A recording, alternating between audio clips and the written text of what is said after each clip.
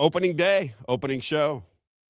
Today is Monday, April 13th, 2026. And as we once used to say, welcome to the future #1 podcast in America. What a ride it's been for me. If you're joining us on any of the social media sites, whether it be X, Facebook, don't forget, like, subscribe, share. We're on a mission. I want to tell the whole story today about where I've been and how I got to this position. It's been a long time coming. And I think for people that got into the radio show or maybe joined us when we started the podcast and have listened all along the way, I just want to say thanks. Number one, I can't believe this is happening. It's been something that you just can't put your arms around it sometimes. What's going on in your life? But here we go. I was in the shoe business for almost my entire life. I thought that I would be in business forever. And when COVID happened, my son said, "Dad, you should do a podcast and explain to people what you saw when you were in China," because I felt a con coming.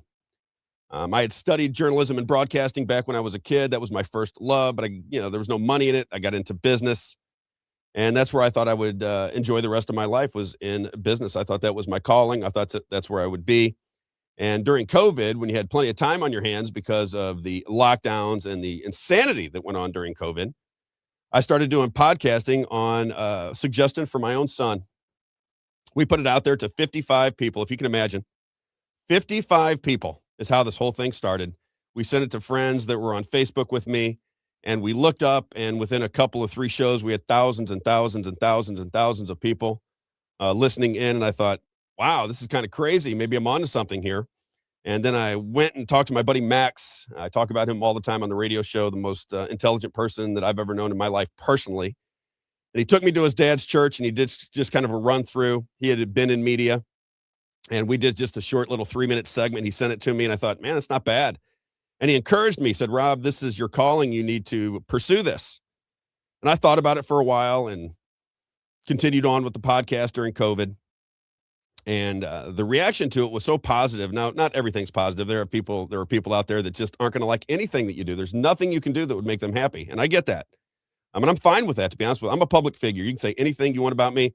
As I used to tell my ex-wife, you can even make up things about me if you like. Do whatever you need to do. I'm a public figure. I can take it. I'm a big boy.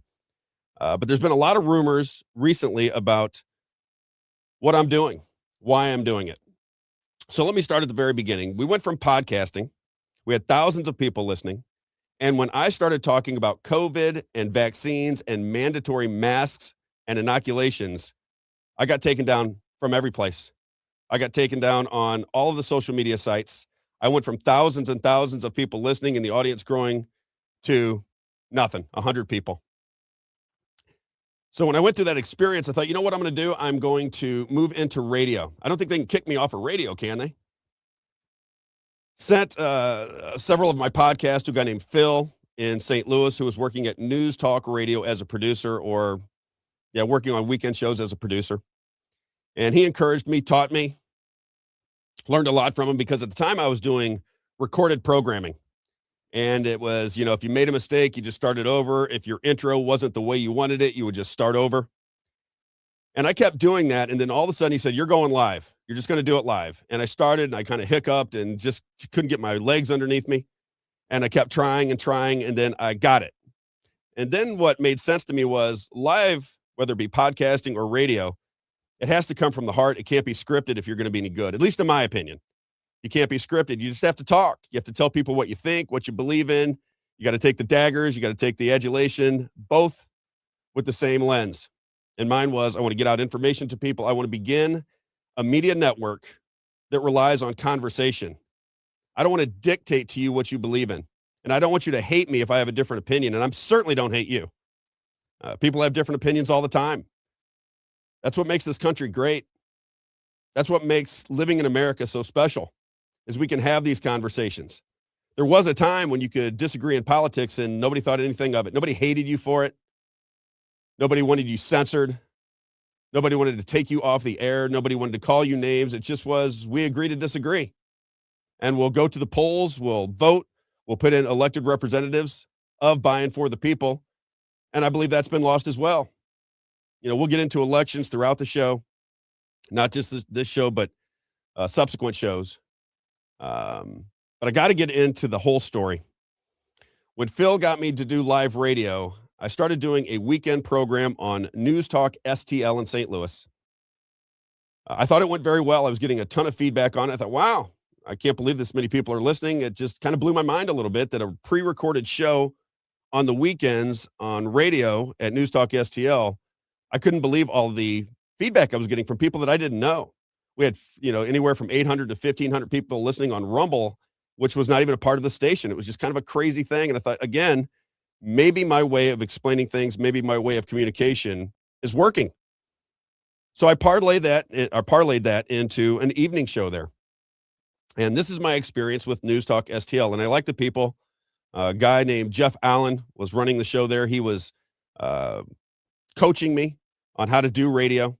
Didn't have to do a lot, it didn't appear, because he made a couple simple suggestions. One of them was, get off to a good start, Rob. Don't mumble around. Get rolling. When people are flipping through their radio, they want somebody to catch their attention, or they're just going to move on to something else. So get them fast. And I thought, okay, that makes perfect sense to me. And from that point forward, I started with high energy right from the very beginning, because I'm a high energy guy anyway. I got to subdue myself to do the radio, because naturally I get after it, and I get angry, and I get frustrated, and I get happy, and I get sad, and you get to see the whole spectrum of emotion. That show took off. I was doing well. I had a producer. It was Phil's son. He was absolutely fantastic. Ethan, loved him. And all of a sudden, out of the blue, I don't really know why. I think it was budgetary concerns. I lost my producer. So I went from doing a live show evenings from 8 to 10, as I called it, primetime radio, to now I'm back doing pre-recorded shows, and I didn't like it. So I resigned. That's not where I wanted to be. I did not want to do a pre-recorded show. Had nothing to do with the people there. They were all fantastic to me. I had nothing bad to say about News Talk STL whatsoever. It's just it did not fit my agenda. My agenda was to grow, to get out conversation to people, and ultimately make change in our society. That's it, just to make change. That's how it all began. When I left News Talk STL, I went over to Real Talk Radio, and I guess that's the story that most people want to hear. So let me give you my perception of what went down at Real Talk Radio. Number one, let me start with the business of radio. There's the radio business, and then there's the business of radio. And the business of radio, as far as I can tell, is not for me. I think it is for people that live within a certain kind of media bubble. And that is that everything you see coming out of Congress, everything you see coming out of the Missouri State Capitol, these are real issues where people are fighting it out, Democrats and Republicans. And I believe that even people within that environment believe that to be true. I don't. I think it's theatrics. I think it's obvious that it's theatrics. I could be wrong again, but I'm just telling you the way I feel today. I think it is just a show. I think that big money runs the entire operation, both at the state and federal level, and that most of these politicians, if not all, I shouldn't say all because I know that a couple aren't, but almost all of these politicians are just hostages to donor money, hostages to the leadership within the states. And once I began to recognize that, I started to speak out about it routinely. And I think I caused a lot of problems for both the radio station and for some Republicans that were attached to the radio station. It was never my intention to hurt these people. But again, I see a government of, by, and for the people. And those politicians that I thought were full of, and I can say it on a podcast, but I won't just yet, full of it, I wanted to expose them. And I didn't want to expose them by attacking them personally. That was never my intention. Because a lot of these people that work within this system, that grift off of this system, that get power off of this system, get adulation off of this system, when they walk in the room, they're just a little taller and a little better looking.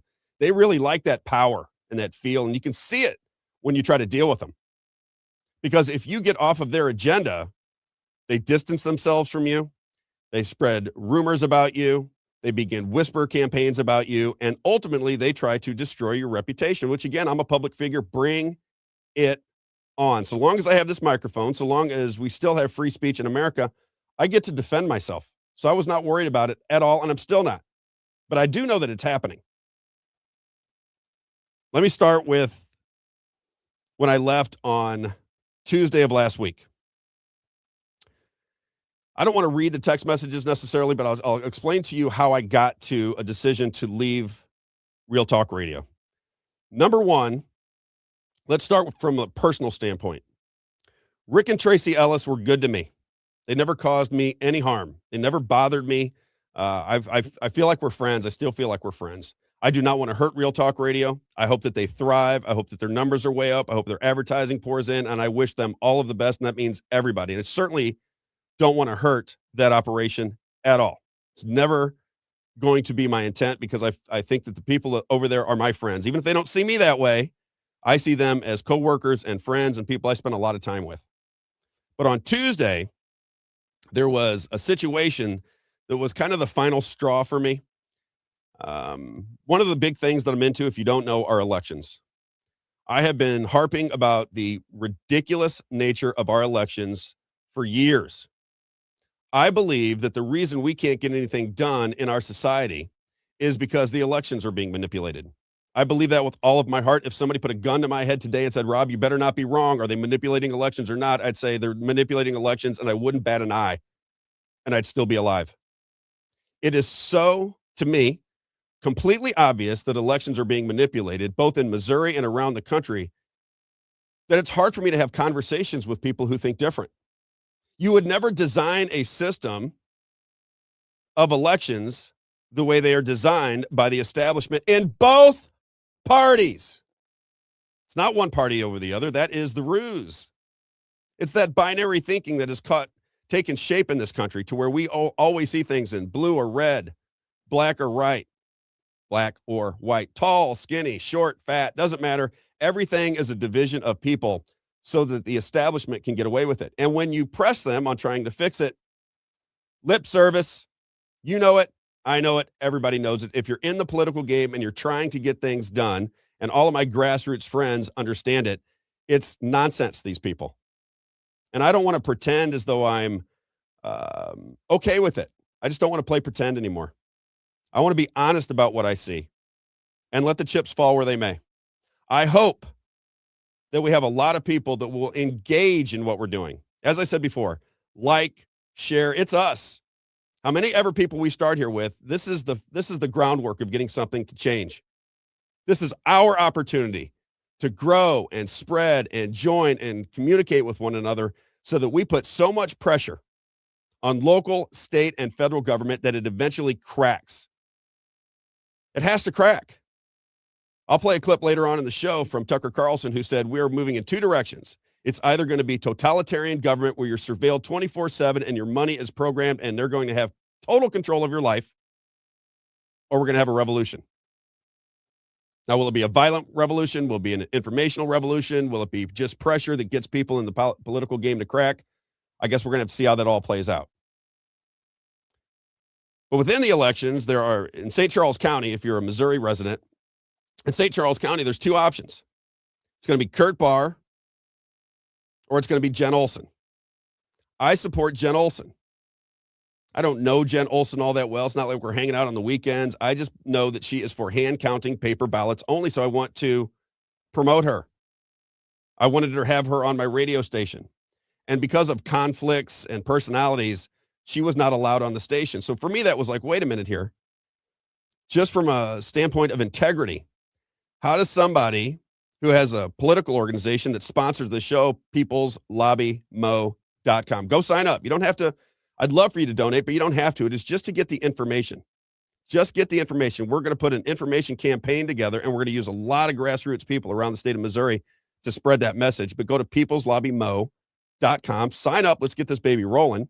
And again, if you don't want to donate, but you can help in any way, whether it be information or other, we just want you to sign up.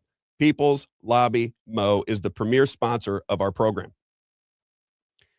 When Jen Olson, who was running for election director in St. Charles County, when I was told that she was not allowed on the show, and to be fair to Real Talk, neither was Kurt. This is the way it was described to me.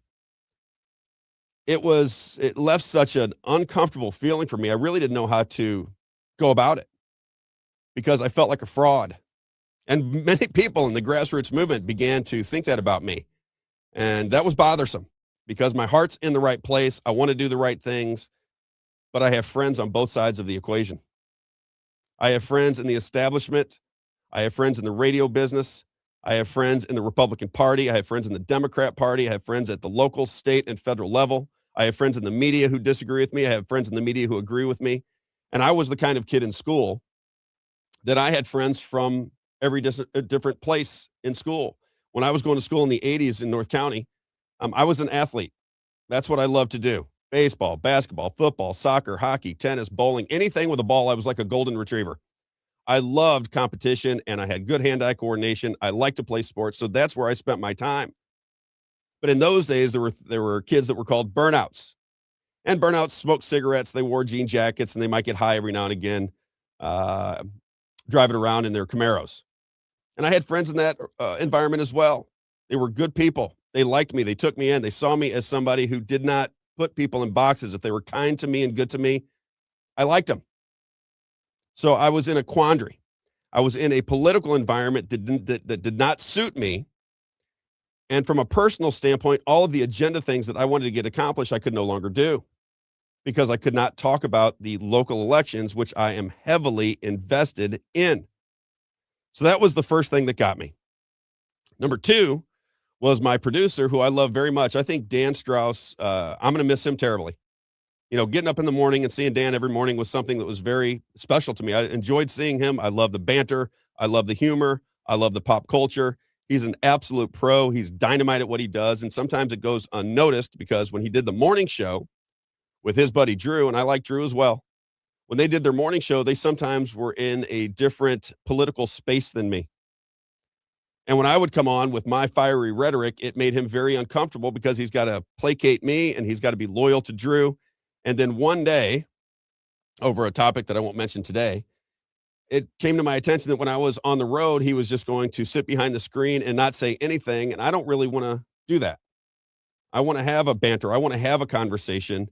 And even if it is off politics, but it's just about life, pop culture, music, sports, whatever, I want to have those conversations. And I felt like I was being isolated. That's the way I felt. And again, for the people at Real Talk Radio, doesn't mean that it's true. It's just my perception of what was happening. I said on the air a couple of weeks ago, I felt like the black sheep of Real Talk Radio. I would have people coming in the morning who were very heavily in favor of Donald Trump. Although I thought Dan and Drew were very fair about what they were saying, it still felt like a rah-rah session about Donald Trump. And then after me coming in was Doug Billings, who Doug Billings is somebody that I recommended to the show. Doug Billings, I was driving up to Kansas City to see family, got a message from Doug Billings that he wanted to have lunch. I go meet Doug Billings. I called Tracy Ellis. I said, hey, I met with this Doug Billings. I've been paying attention to his podcast. Although he comes from the absolute opposite end of the spectrum than me, I think he's talented. That's why he's here. But he would come on. I was sandwiched in between people that were cheerleading for Donald Trump. I'm not a Donald Trump cheerleader. I don't hate the man. I don't have TDS. But I see myself as a journalist who's supposed to look at what people are doing and make evaluations as a commentator as to whether I agree or disagree, and then let the audience determine whether they agree with me. That's the way I saw it. And again, I felt like the black sheep of the entire show, of the entire station, I guess I should say. And then last Tuesday, Donald Trump put something out there about on Easter. He insinuated that he was going to take out the infrastructure and destroy an entire civilization, which he was talking about Iran. Then he kind of mocked the religion, in my opinion. Then he was using curse words on Easter. And I have a very thick skin. I don't get offended by almost anything. But that bothered me because I have Iranian friends, both in business and in my personal life. And that freaks them out because they have family over there. And when you're a conservative and you're watching Fox News and Newsmax and OAN and you're watching these programs day after day after day, they begin to demonize entire groups of people. And when I was a Fox News viewer, which I would never watch for another second ever again in my life unless I'm trying to figure out what I want to talk about because they're pitching a narrative. I hate Fox News. Can't stand it. Don't want to be. I don't even like when it's on my TV. If I could get off my cable operation, I'd be gone with Fox News forever. And that goes for CNN and MS Now or whatever it's called as well. I don't like any of it. I think it's garbage. I think it's trash. I think it divides our society. And I think it's fake, just like Donald Trump said it's fake. Okay? So those things were going through my head as I was putting on a rant last Tuesday, saying I don't like this. I don't like that people are cheering it on. When you're cheering on the destruction of a society and or just the rhetoric. Now, a lot of people go, Rob, everybody knew that he wasn't going to do that. Well, you knew that because you live in America and you recognize that Donald Trump really doesn't do anything that he says he's going to do. Everything is cloak and dagger, and it might all work out for the best. He might be playing 5D, 6D, 8D chess. I don't know, but I should know because I'm a citizen of this country. And this is a government of, by, and for the people. And when you get into palace intrigue and you don't know why he's doing this is a trick, this is a trick. He says he likes this person one day, hates this person the next. When that begins to happen, it erodes your ability to guide your government. And if we want to have a king or we want to have a great chess player, then we have to know what their motives are. And I don't know what Donald Trump's motive is. You may, because you're more brilliant than me, but I don't know the man. I haven't hung out with him. I don't know what he was like when he was a kid. I don't know what he does to his kids. I don't know what his marriages are like. I don't know him. I only know the public persona of the man. Therefore, as a journalist, I want to question the things that he says and the things that he does. So as I'm giving this rant around 10:30 in the morning, I got a text message from station owner Rick Ellis telling me to calm down. I was not going to change the way that Donald Trump saw things, and I needed to, I think it said less opinion. And I said, okay, because I like Rick a lot. I mean, I really like Rick a lot. I said, okay, wasn't going to change the direction of my show. And I went on. And then within about 20 minutes, is right at the end of the first hour on my show on Tuesday, I got a message that said, and I responded back that, listen, if you don't like me here, just let me finish the show and we'll determine what we're going to do. But let me just finish the show. So he texted me, I texted him. And then right around the end of the first hour, I got a message from him that what I was doing was embarrassing, that it was hurting business, and that he was going to take my show down, put a recorded podcast on for the final 2 hours. And as soon as I saw that, I resigned it. I mean, within a fraction of a second, I read it, and then I began to text my resignation. And I was listening to Tracy Ellis. She put out a public statement as to what happened, and I agree with Tracy on almost everything. What she said is the way I feel about Real Talk Radio. She said, sometimes people like Tucker Carlson and Candace Owens, they're really not, it's not a fit for radio. And I agree. I agree with Tracy. Because as I look at the business of radio, if you look around what's going on in the business of radio in the state of Missouri, the Republicans in conservative radio begin to buy ad space that stations rely upon. It's very expensive to run a radio station. And I have all of the respect in the world for Rick and Tracy, who left a radio station and started their own from scratch. I understand how difficult it is to hire people to build something from scratch, especially when it's out of your comfort area. They're in the real estate game, and all of a sudden now they're in the radio game. So I have nothing but respect for them. But when my voice was being put inside of a box, they never told me what I could and couldn't say. I don't want to imply that at all. But it felt like I was a hindrance to them. And as I said to Rick, that makes me very uncomfortable. I don't want to be in a situation where the people that I'm working with really don't want me there. At the same time, they don't want to fire me either because we're friendly with each other. So for me, it was an easy decision. I sent a message to them right afterwards saying, I appreciate all they've done for me. I'm not upset with them at all. They are making a decision that is best for their business. But radio, aligned with the Republican Party in the state of Missouri, is something I prefer not to be entangled in.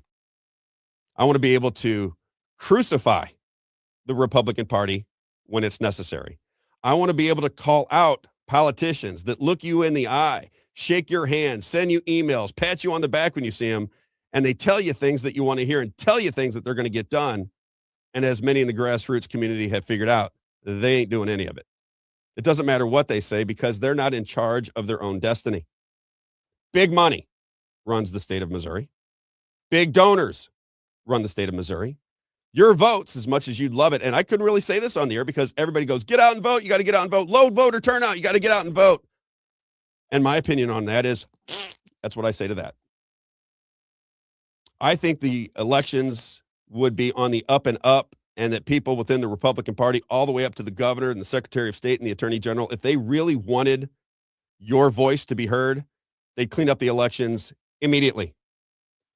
Don't forget, the Republican Party in the state of Missouri has all of the power. The Republican party in D.C. has all of the power. And what do we get for it?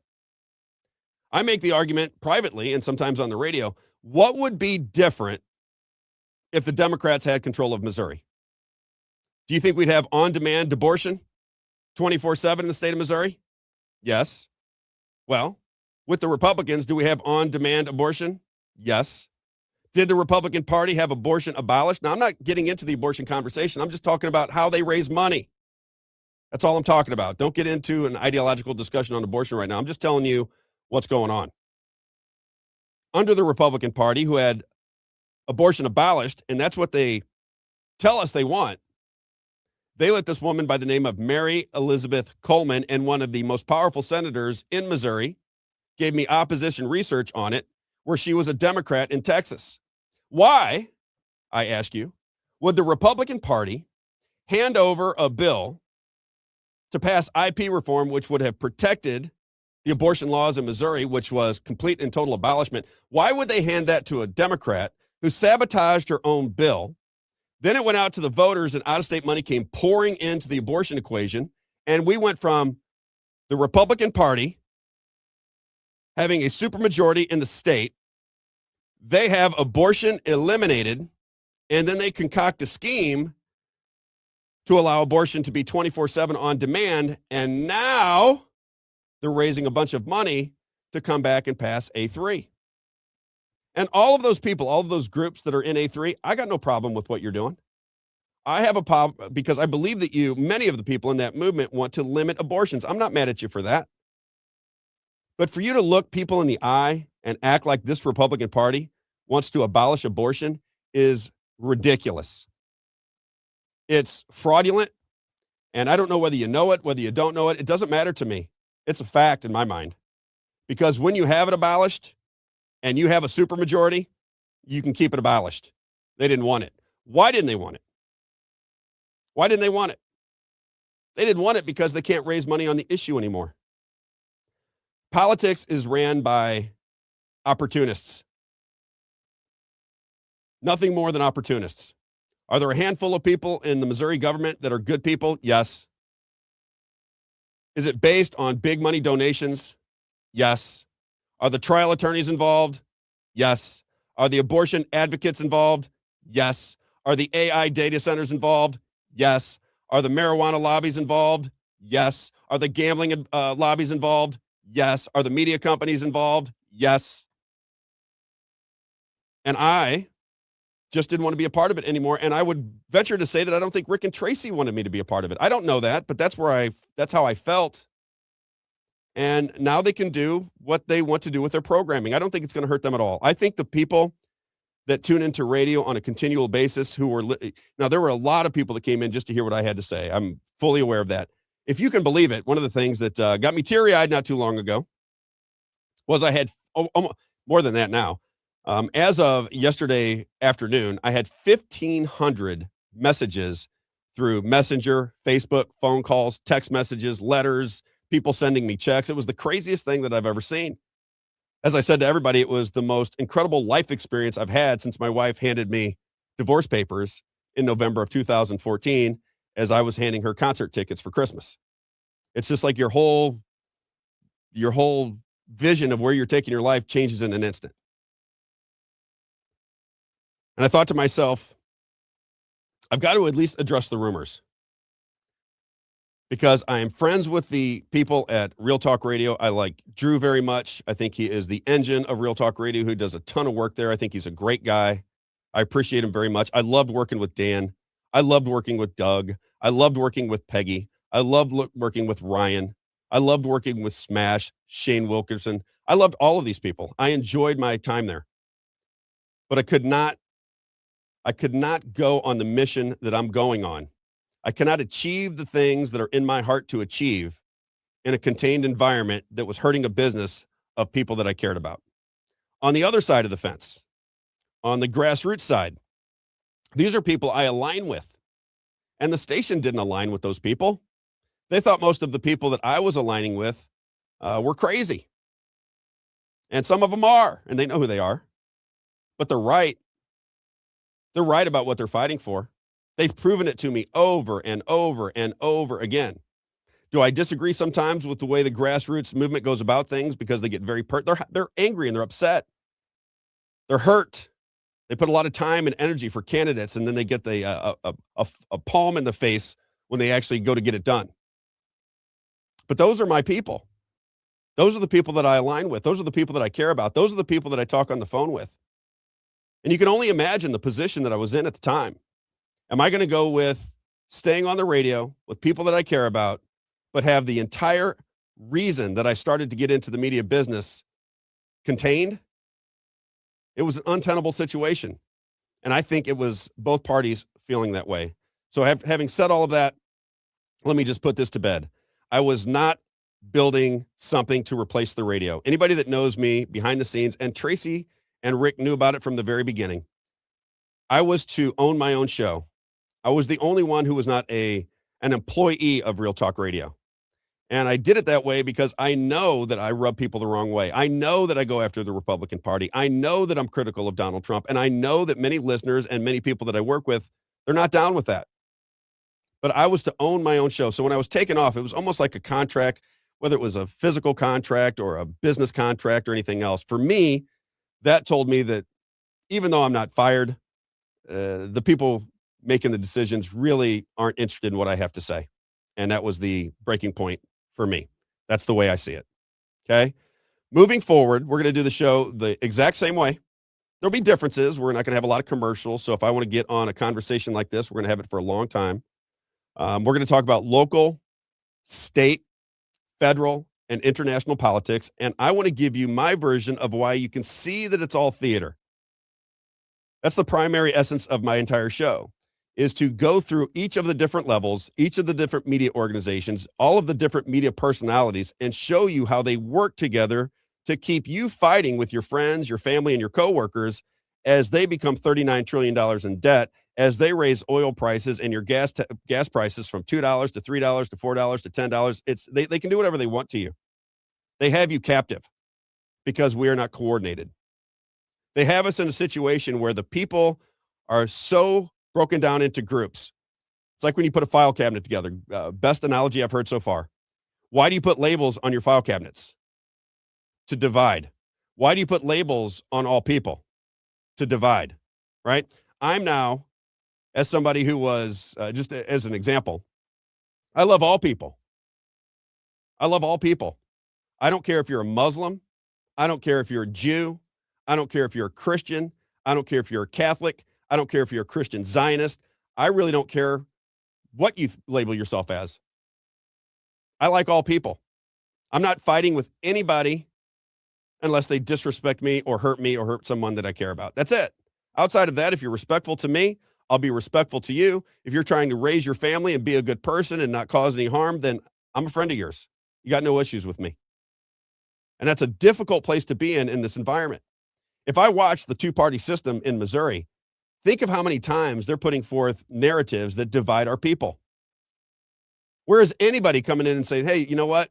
We have got to get together as a community. Here are the things, here are the plans to get us back on the same page where we respectfully disagree with things, where we have real elections where people can choose their leaders, where we have a media system that questions the powerful, not jump in bed with them, right? Because that is what the media is supposed to do. Are we all the way? Isaiah? Let me bring in Isaiah for a second. Isaiah is the new producer of the show. Man, you are an Hey, everyone.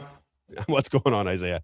You're an absolute stud with putting all of this together. I did not have a podcast in the back of my mind. You said to me that you first heard me on the radio. You listened to me for a minute. You go, boy, I'd like to work with him. I'd like to do some things with him. Did I make any mention of a podcast with you prior to Tuesday? No. In fact, you just wanted to stay on the radio and keep bringing me back on the radio show, not do something separate. That's right. And so there was I was just as surprised as everyone to hear and see the video on Tuesday.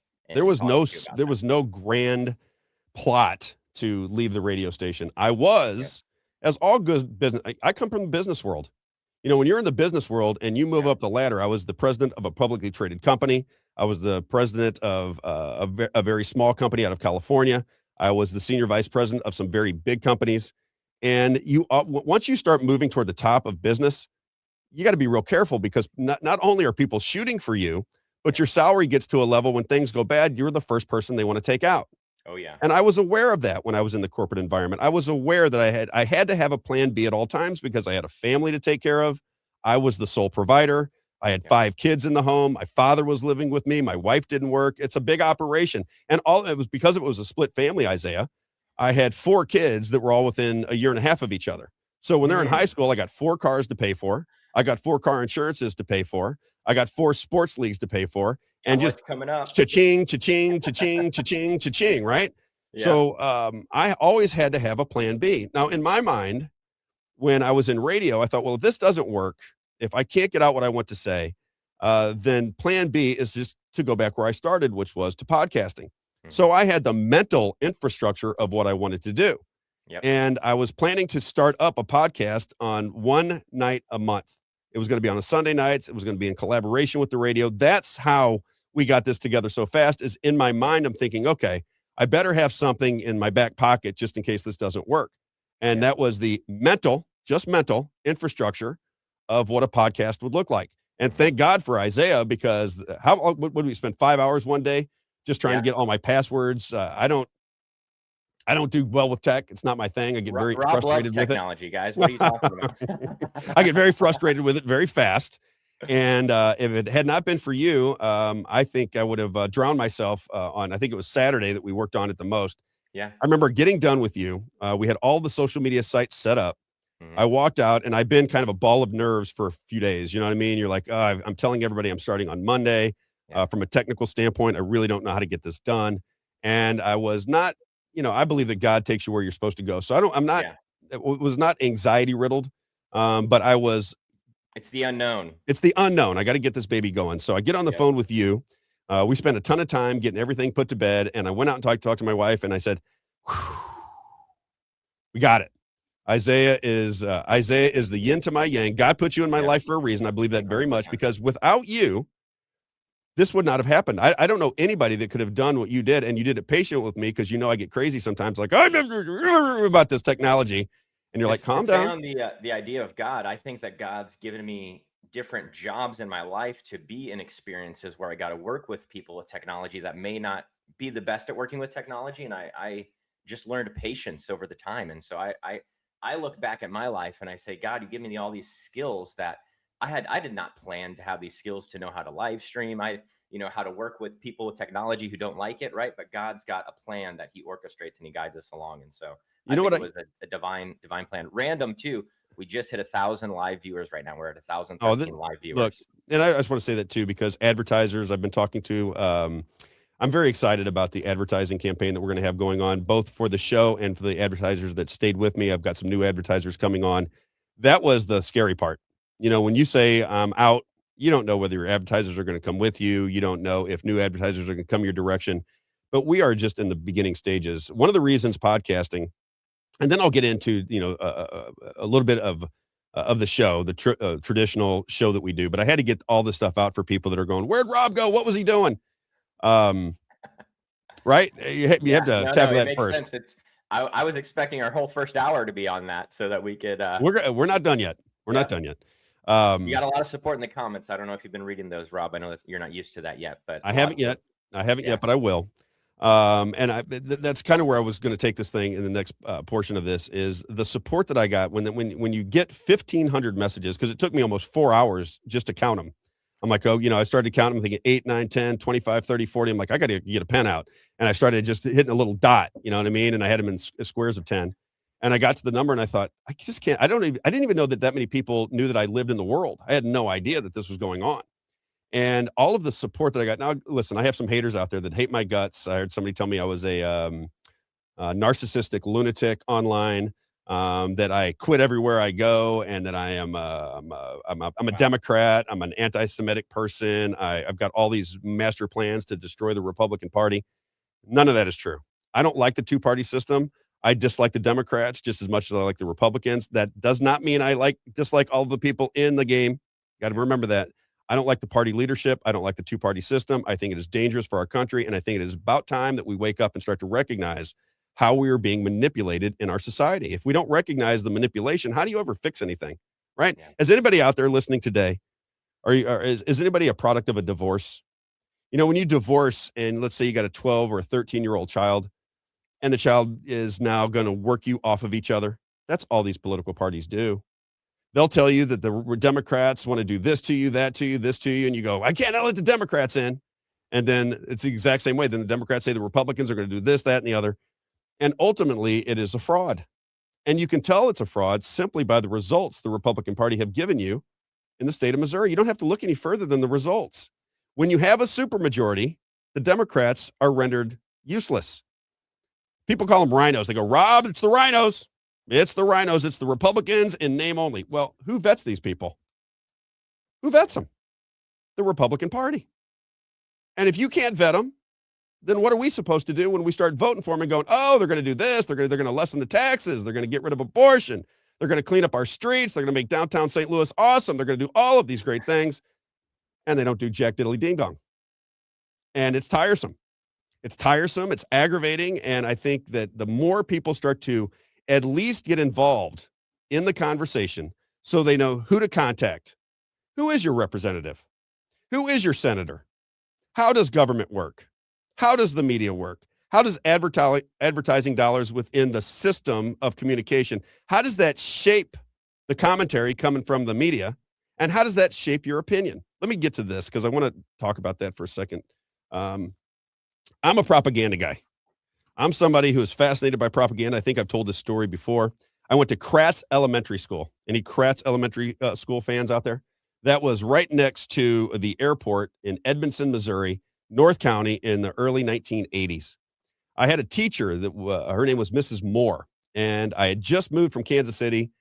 I start there, and I was a popular kid because I was an athlete, right? So I was a popular kid. I played all the sports, and all of a sudden I have a big grouping of friends, and everything is going very well. My teacher kind of was drawn to me because I was a very studious kid. I like to learn. I like to read. I was one of those people. So she kind of gravitated towards me as a 10-year-old. And she began to talk about advertising and propaganda. Now, just think about that if you're from your generation, right? Were you talking about propaganda at the age of 10 in your classrooms, Isaiah? Do you remember it? Because when the Department of Education took over the education system in this country, they basically destroyed it. Yeah. They just flat out destroyed it. And it became a packaged manipulation game of our kids. And I got to see both sides of it. Evolution is taught in schools because it's the theory of evolution. Right. So turn your mic up just a hair. Turn your mic up just a hair. Yep. I got to hear you a little better. There you go. Yeah. Can you hear me better now? Yeah, a little bit. Well, turn your mic up just a hair if you don't mind. Can you? Yes. Yeah. I was just I had kept it down because on our test everyone was telling me that there you go. That's perfect right there. Okay, perfect.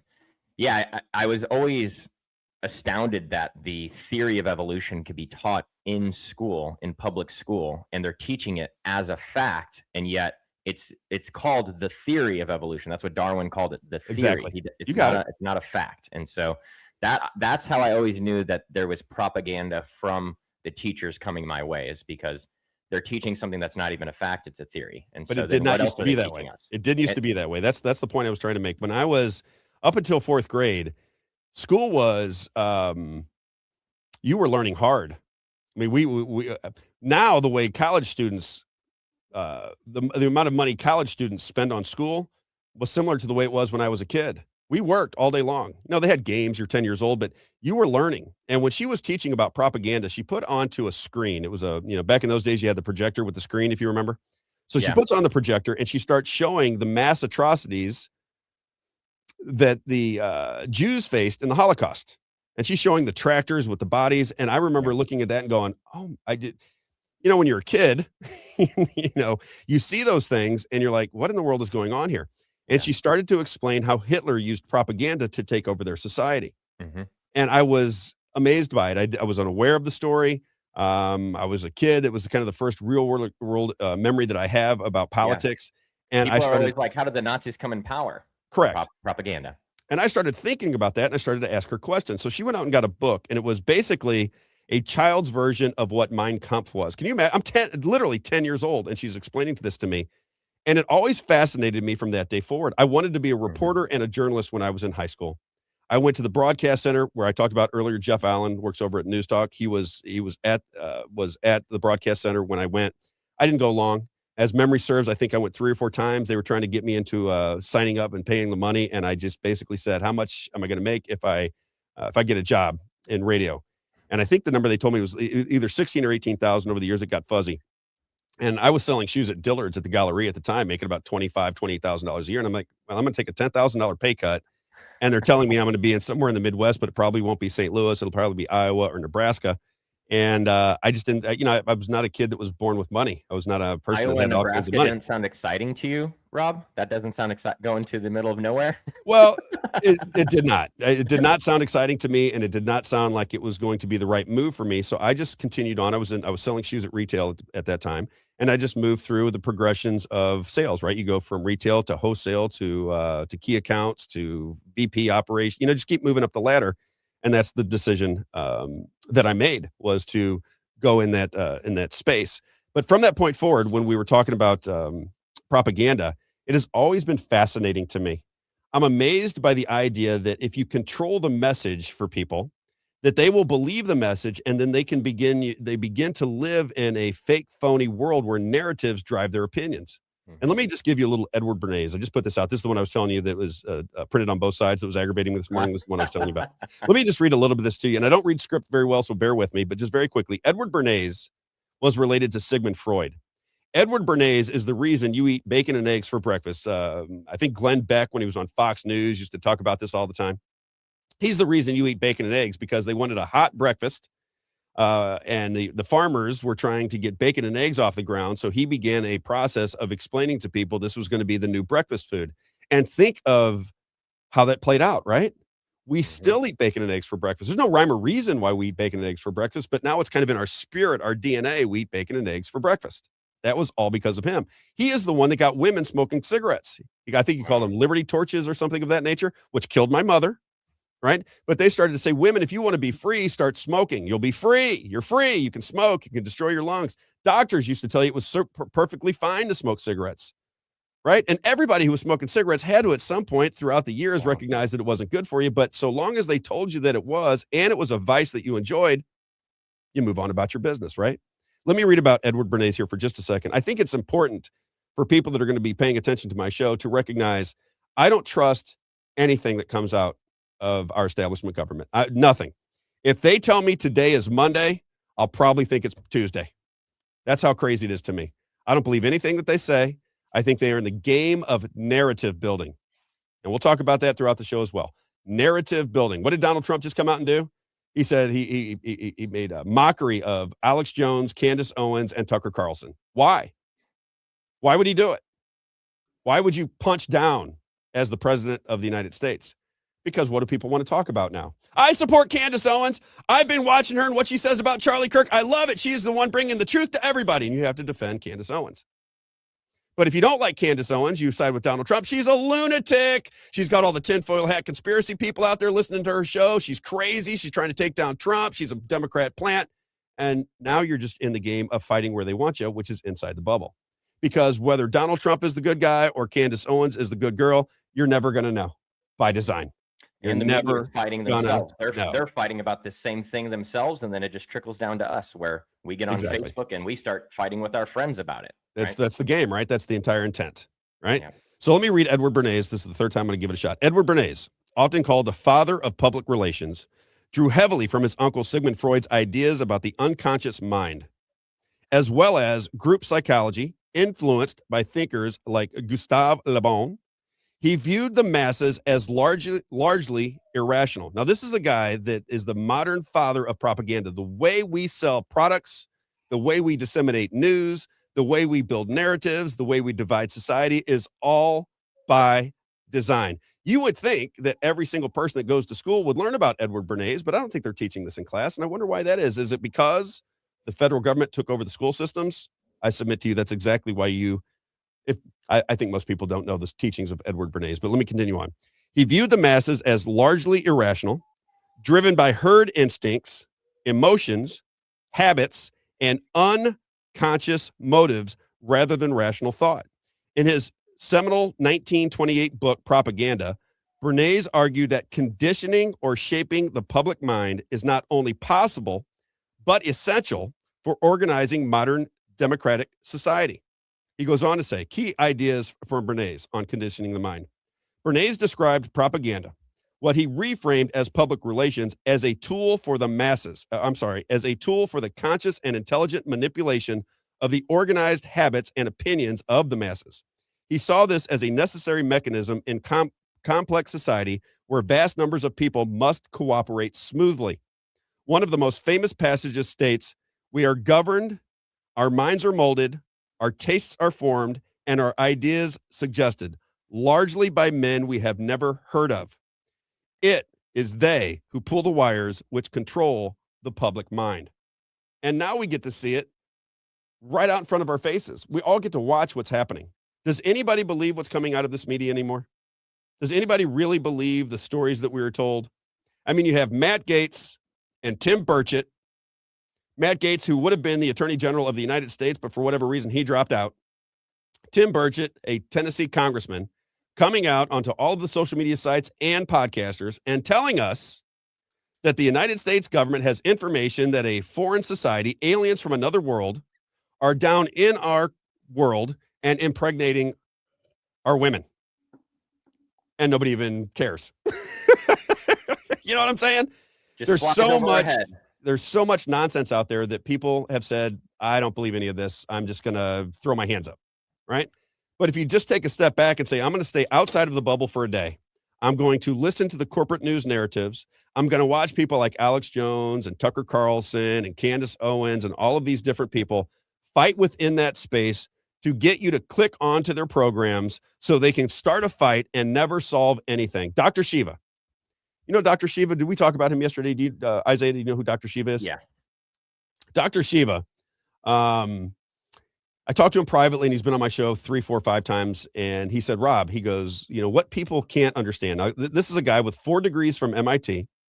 He was born in India. He was according to Time Magazine, the person who wrote the code for email, the original person, the first person to do it. He ran for office before people knew the elections were being manipulated. And he said, I have a degree from MIT. This is obvious. There are algorithms in our election equipment, is what he said. Because what you got in Missouri is they go, we got paper ballots. Yeah, but you have the electronic tabulators, and we don't know who controls the algorithms on those tabulators. And then they go into a flash drive. And according to Mark Cook, who testified in Georgia, you can manipulate both. And the people that are the county clerks that fight for them so hard, they wouldn't even know. It's kind of interesting, right, Isaiah? You would think if that was even out there as a suggestion that the Republican Party, who's looking out for you, would want to make sure that you have confidence in your elections with that information out there and both parties telling you the elections are stolen or manipulated, that you would move to hand counting paper ballots on a state holiday with video surveillance going in and out of the polling places. We can put a man on Mars, we can put a craft on Mars. Artemis, we can go around in space, apparently, if you understand what I'm saying. But we can't have a proper election in this country. Well, why not? They told me what I hear from the clerks is, well, we don't have enough people to count, Isaiah. It would take us 3 or 4 days, right? Does that make any sense? What's your response to that? Does that make any sense to you, Isaiah? No, because I think that all you would need to do is just broadcast to the people that we need more people to count, and people would come to help.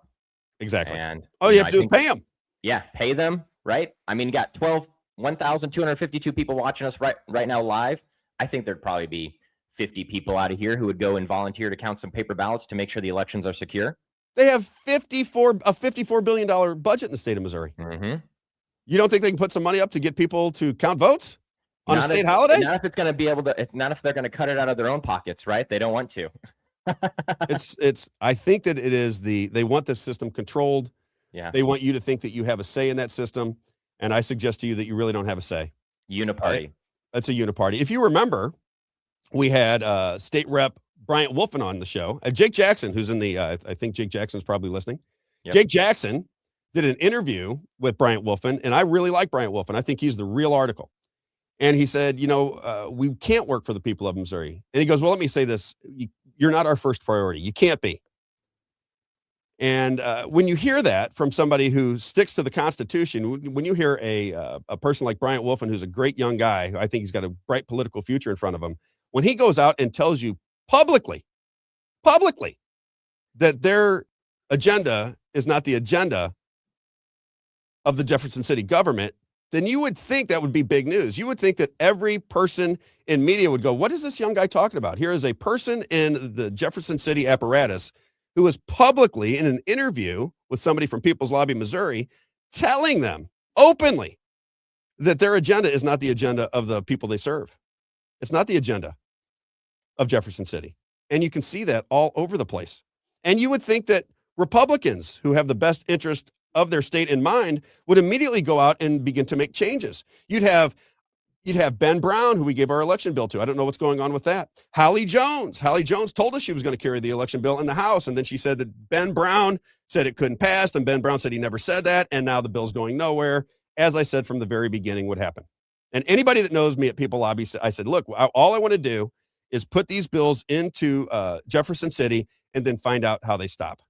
That's it, because they're not going anywhere, because the people that run the state, they don't want election bills going anywhere.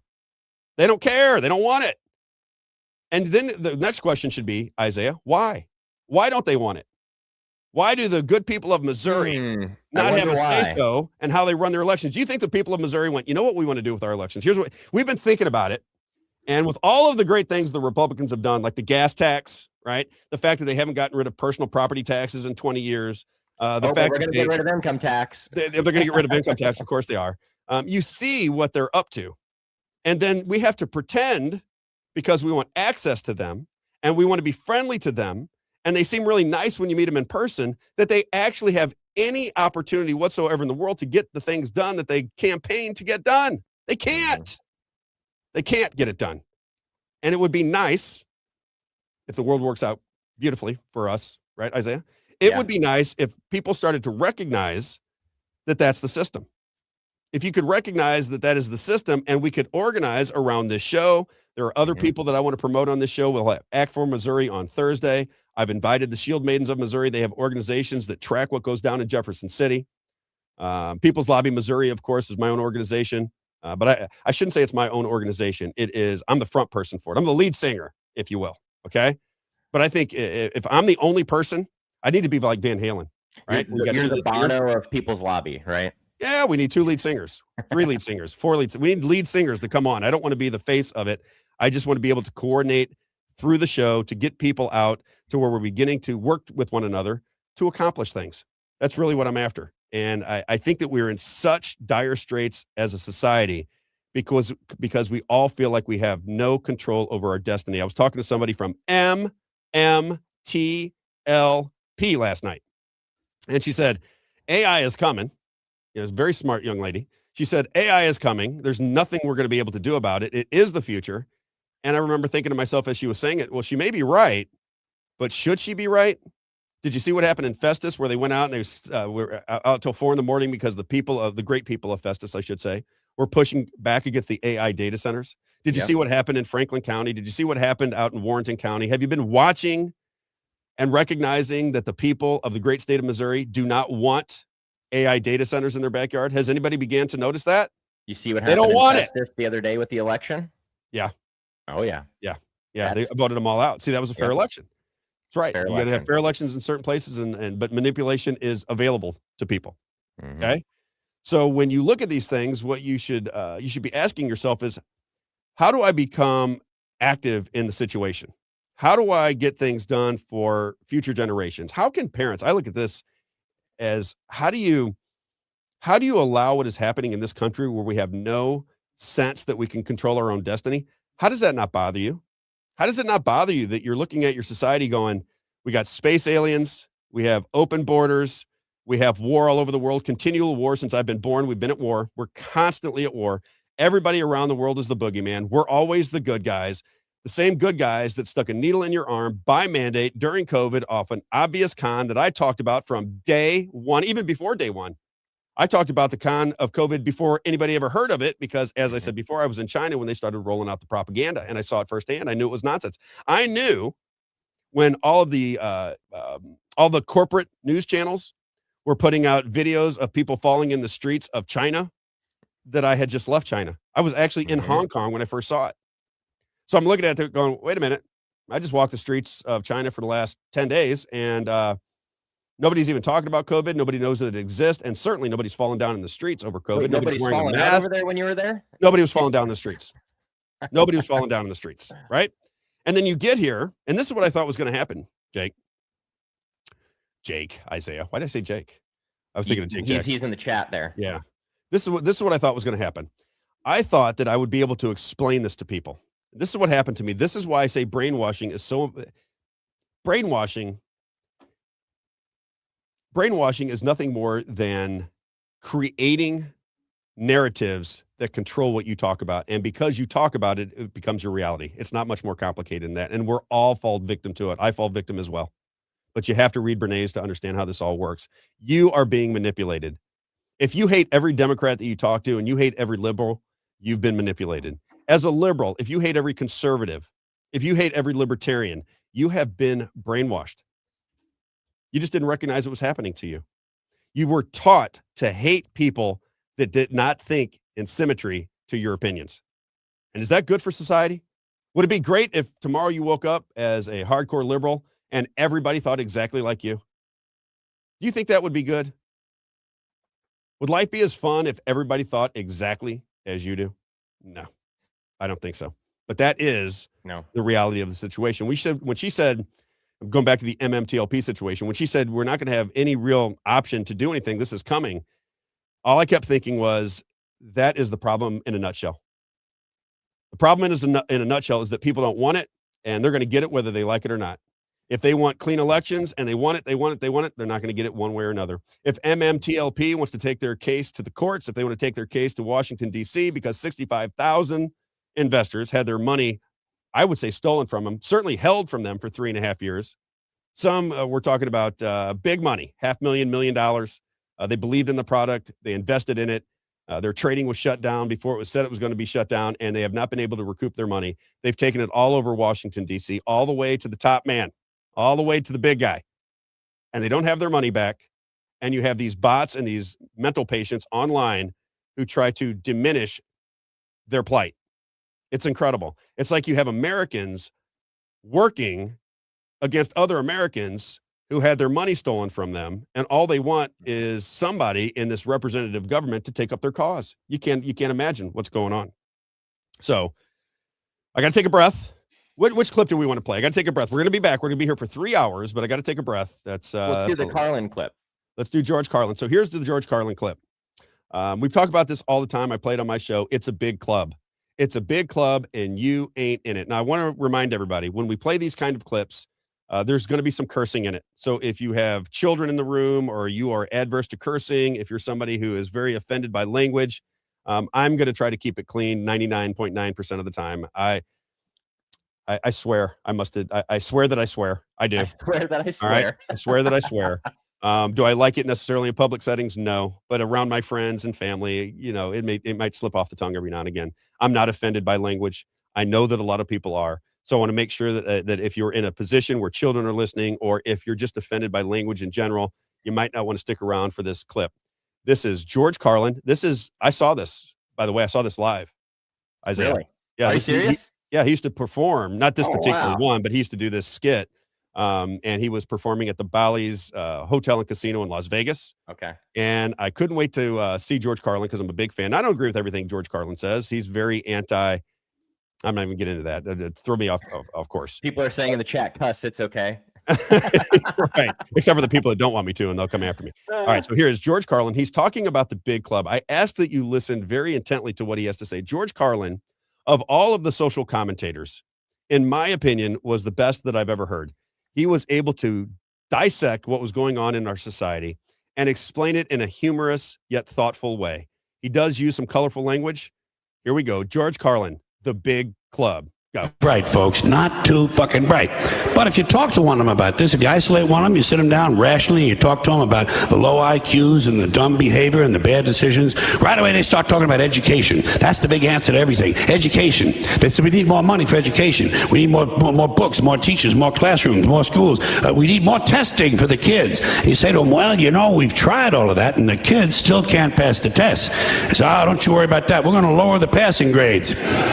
And that's what they do in a lot of these schools now. They lower the passing grades so more kids can pass. More kids pass, the school looks good, everybody's happy, the IQ of the country slips another 2 or 3 points, and pretty soon all you'll need to get into college is a fucking pencil. Got a pencil? Get the fuck in there. It's physics.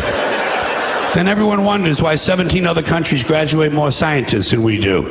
Education. Politicians know that word. They use it on you. Politicians have traditionally hidden behind 3 things: the flag, the Bible, and children. No child left behind. No child left behind. Oh, really? Well, it wasn't long ago you were talking about giving kids a head start. Head start? Left behind? Someone's losing fucking ground here. But there's a reason. There's a reason. There's a reason for this.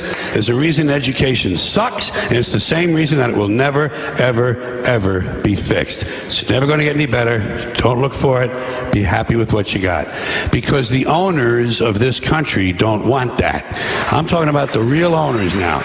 The real owners, the big wealthy business interests that control things and make all the important decisions. Forget the politicians. The politicians are put there to give you the idea that you have freedom of choice. You don't. You have no choice. You have owners. They own you. They own everything. They own all the important land. They own and control the corporations. They've long since bought and paid for the Senate, the Congress, the state houses, the city halls. They got the judges in their back pockets. And they own all the big media companies, so they control just about all of the news and information you get to hear. They got you by the balls. They spend billions of dollars every year lobbying to get what they want. Well, we know what they want. They want more for themselves and less for everybody else. But I'll tell you what they don't want. They don't want a population of citizens capable of critical thinking. They don't want well-informed, well-educated people capable of critical thinking. They're not interested in that. That doesn't help them. That's against their interest. That's right. They don't want people who are smart enough to sit around the kitchen table and figure out how badly they're getting fucked by a system that threw them overboard 30 fucking years ago. They don't want that. You know what they want? They want obedient workers. Obedient workers. People who are just smart enough to run the machines and do the paperwork, and just dumb enough to passively accept all these increasingly shittier jobs with the lower pay, the longer hours, the reduced benefits, the end of overtime, and the vanishing pension that disappears the minute you go to collect it. And now they're coming for your Social Security money. They want your fucking retirement money. They want it back so they can give it to their criminal friends on Wall Street. And you know something? They'll get it. They'll get it all from you sooner or later, because they own this fucking place. It's a big club, and you ain't in it. You and I are not in the big club. And by the way, it's the same big club they use to beat you over the head with all day long when they tell you what to believe. All day long, beating you over the head in their media, telling you what to believe, what to think, and what to buy. The table is tilted, folks. The game is rigged. And nobody seems to notice. Nobody seems to care. Good, honest, hard-working people, white collar, blue collar, doesn't matter what color shirt you have on. Good, honest, hard-working people continue. These are people of modest means. Continue to elect these rich cocksuckers who don't give a fuck about them. They don't give a fuck about you. They don't give a fuck about you. They don't care about you at all. At all. At all. Yeah. You know? And nobody seems to notice. Nobody. I know there's a lot of cursing in there. I apologize for my Christian friends, but sometimes the people that bring you the best information use a little salty language. So I do apologize. You're gonna hear some language on the clips. I don't want to cut them up all the time. I want people to hear them the way they were meant to be heard. And hey, I'll just say this, Rob. In the Bible, St. Paul actually cursed in Greek. So, really? Yeah, he says word scoopalon, which means shit. And so he says that. Really? In the Bible, he says that. Well, I feel better. Greek. Yeah, so I feel better. St. Paul can, I think we're good. I love it.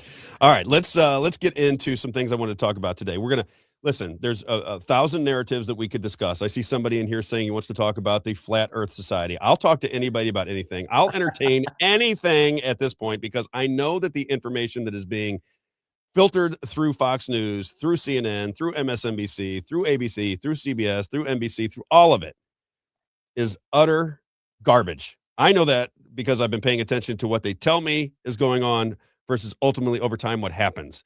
And if you follow the news in a manner that I do, Isaiah, for example, and anybody, I probably have some of the kids that played baseball for me. I coached baseball at a high level. I coached some really talented kids. Many played in the major leagues. And when I was coaching them, I would have a memory for games that would blow their mind. I would say, do you remember that game 2 years ago when we played the Yankees and you had first and second on? Remember, it was a nice day out, and I would walk through the sequence of events, and they would look at me like, we played 80 games this year, coach. I don't even know what game you're talking about. I have no idea. I could remember the I don't sequence remember of yesterday's games. game. I could remember the sequence of games very easily. I could talk about those. I could still do it to this day. So it's just, people have things that they are good at, and there's with tech, I'm not very good at it. There are certain things that I'm terrible at, but I always say my wife and I were trying to put a grill together, and it comes with, it comes from China, and it's got all the instructions. I mean, I'd still be putting, if somebody said, Rob, you got an hour to put this, or you're going to evaporate and you're never going to breathe another fresh air again. I couldn't have got it done. My wife was must have never put any IKEA furniture together then. Exactly. And my wife is just rolling through it. She thought I was insane. It was so easy for her. But when it comes to sequential events and remembering how things happened in an order, I'm pretty good at that, especially when I'm paying attention to it as closely as I am. And I'm positive, absolutely positive, that the news that we are listening to is completely scripted, and it is it's scripted through the government. When people talk about Russia and their Pravda and that, we are no different, except we have the illusion, just like their people did, that it was real. That's the only difference. The only difference between the news that I'm giving you and the news that they're giving you is mine is coming right off the top of my head. Nobody put it in a teleprompter. Nobody told me what to say. Now, I may get some things wrong, but at least it will be honest. Don't people prefer honest people over charlatans who can read a script and smile into a camera and lie through their effing teeth for a big check? I don't respect those people. People my age and younger than me, the Gen Z, the generation after me, none of us watch mainstream media because we all know it's inauthentic. And one of the reasons I wanted to ultimately do a podcast is I believe that I was in a segment of society and I wanted a bigger segment. I am, my kids are in their early 30s. I have 2 young ones at home, 19 and 25. And I know that they don't watch that news. They would never turn it on for a second. They get their news from where we're at. And I want to reach those people. I want them to join into the conversation. I want to be the 56-year-old guy who can relate to a 25-year-old who can't buy a home. I want to relate to a 25-year-old who doesn't think they can have a child because it's just too expensive, or society doesn't really foster family anymore. So it's not just because we're not working hard enough? No, it's not because you're not working hard enough. Yes. Who said that, by the way? Who was it that said that? Was that Ben Shapiro? Oh, yeah. Ben Shapiro. He said, if you can't afford to live, move somewhere. Move somewhere else then. Yeah. Oh, okay, man. Thanks. Appreciate that.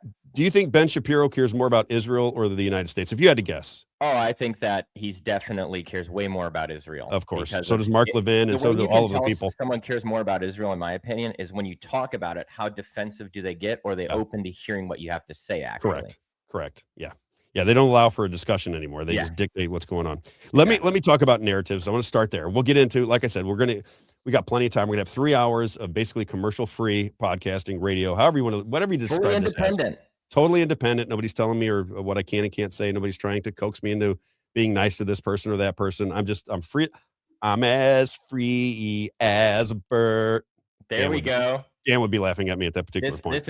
This is some fun information before we start into the headlines. Is we have more viewers on X than Steve Bannon right now. So that's pretty incredible. We have more viewers than Real America's Voice, which is a news channel. And we had more viewers than Newsmax. They just surpassed. Well, give me a minute. I'm just getting started. No, this is amazing. I just wanted the people to know that we already got a good viewership here, and I thought that would encourage you too, Rob, before we hit the headline. Thank you. I appreciate that. And I figured that we would be successful because you're amazing and I work hard. I don't know. I wouldn't call myself amazing, but I promise you there's not many people, and you can ask my wife, there aren't many people that put more time and energy into doing what I'm doing. Trust me when I tell you, I put a lot of energy into this. All right, let's go with narratives for a second. Let's start with Walter Cronkite. Now, when I was a kid, Walter Cronkite was on the air throughout the 70s. He is the one that announced to the world that John F. Kennedy had passed away on that fateful day, 11/22/1963. Walter Cronkite was the one that everybody gathered around their television sets back in the day. He was the person who was straightforward. Everybody believed in what he had to say. And according to Chase Hughes, who is an internet sensation because he talks about how the mind gets manipulated and how media works, he says that Walter Cronkite is known as being in the CIA. And what I kept saying is, very difficult to get a message out and become these big popular entertainers when they're not very good. You have to understand that most of the people that we think are really good, we think they're really good because everybody's watching them because they have these big forums. If you go to Fox News and look through that group of people, just Fox News, for example, because I think we have a lot of conservatives that will be listening. If you just look through the people that are on their lineup, there's almost no talent at all. None. They're pretty, men and women. They're pretty, but they're not talented. They're not going to be able to put a microphone and start going on without commercials and guests and interviews for 2 or 3 hours because they don't even know the material. They just get a big, fat check, as I've said over and over again.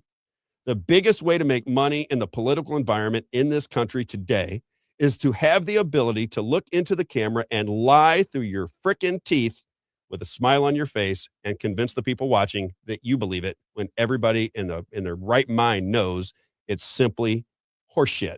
I'm sorry. I apologize. I'm going to do that every once again. I don't want to do that. I'm going to probably cost me a couple sponsors. I do not. I'm not going to do that again today. I apologize. It just came off the tongue. All right, narratives. Let's start with Chase Hughes. Clip number 2, Isaiah. Listen to what he has to say about Walter Cronkite. Your parents, every news anchor that they remember from their childhood, there's like a 90% chance that was actual CIA operative. And this is documented, released documents. Guys like Walter Cronkite, like one of the most famous news anchors of all time, working for the CIA to engineer reality. And they're in the business of engineering reality. And you just have to understand that so much of our reality is engineered. It doesn't mean you walk around like a schizophrenic thinking that everything's out to get you, everybody's targeting you. You see something happen on the news, you see something happen in your life, and you just have one word. Just memorize this one word when anybody listening, when you hear that stuff or see that stuff. Maybe. They say, oh, this happened today because of this one thing. Maybe. Just maybe. You don't have to say there's some global cabal and like I need to drill down to the end and go break into the Bohemian Grove and like figure out all the shit that's going on. You don't need to do all that. Just maybe. That word can protect you from so much of the bullshit that's going on with engineered reality. There you go. And that's what's happening to people. And wouldn't it be nice if there were more people that explained this to unsuspecting citizens of our country? Wouldn't it be nice if there were more people that said, wait a minute, do you believe what you believe because of a narrative that was crafted in a dark room to keep you fighting with your neighbor so they could do whatever they wanted behind your back, like get $39 trillion in debt and start wars over the world and stick needles in your arms? Wouldn't it be nice to understand that it is the distraction, it is the truth social nonsense that comes out every now and again, the people that get you all riled up about one event or another, and we all fall in line because we find it so interesting, but it doesn't make our lives better at all? Wouldn't it be nice if more and more people began to explain that and say, listen, I've been following the media daily, every single day of my life, nonstop for 5 years. I have an education in media. I understand what is happening. Let me kind of explain it to you. You do the research yourself. You pay attention to it yourself, and you'll come to the same conclusion because there is no way to come to another conclusion if you pay attention. The problem we have, Isaiah, is that I have come to find out cognitive dissonance is real. People want to live in that bubble. It's safe in that bubble. It's warm. The food is good.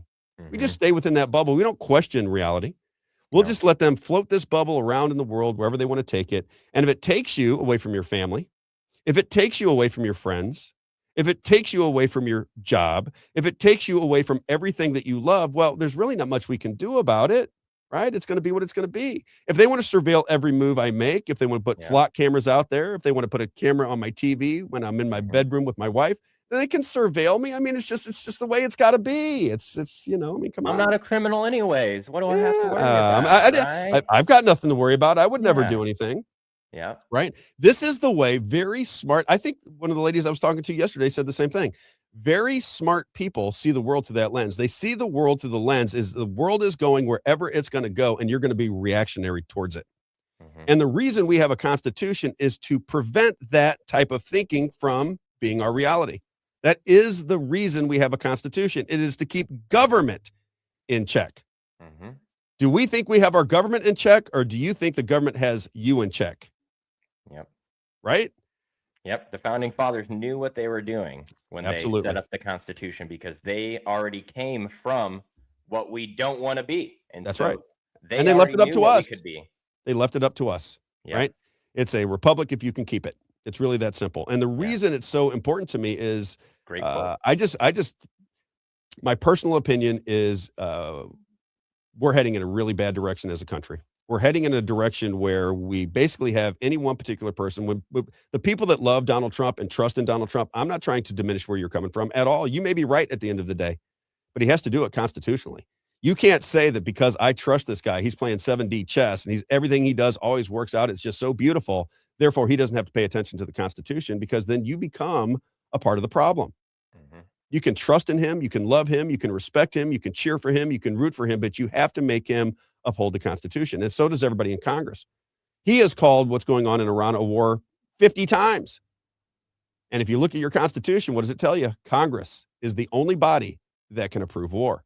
So you right now have an unconstitutional war taking shape by the words of our own president and our Constitution, and people that follow Donald Trump and love him with every ounce of their being, they don't care. So I guess when Gavin Newsom, if you're a Democrat and you're listening to the show, when Gavin Newsom becomes the president of the United States, he'll be able to start a war with whoever he wants to, and they'll go, "You just let Donald Trump do it." Yep. What do you mean you're going to come after us? You're going to complain about us? Donald Trump invaded Venezuela. He invaded Iran. What are you talking about? We can all do it now. And people just don't see how this works. It's scary. It's scary because we are in wars that we should not be in. Your sons and daughters, mothers and fathers, brothers and sisters should not be in a war that they don't understand. Because if you're paying attention to this administration, they have changed their position. They have moved the goalposts consistently for how long now? From the very beginning. I've went through that multiple times. I won't get into it today.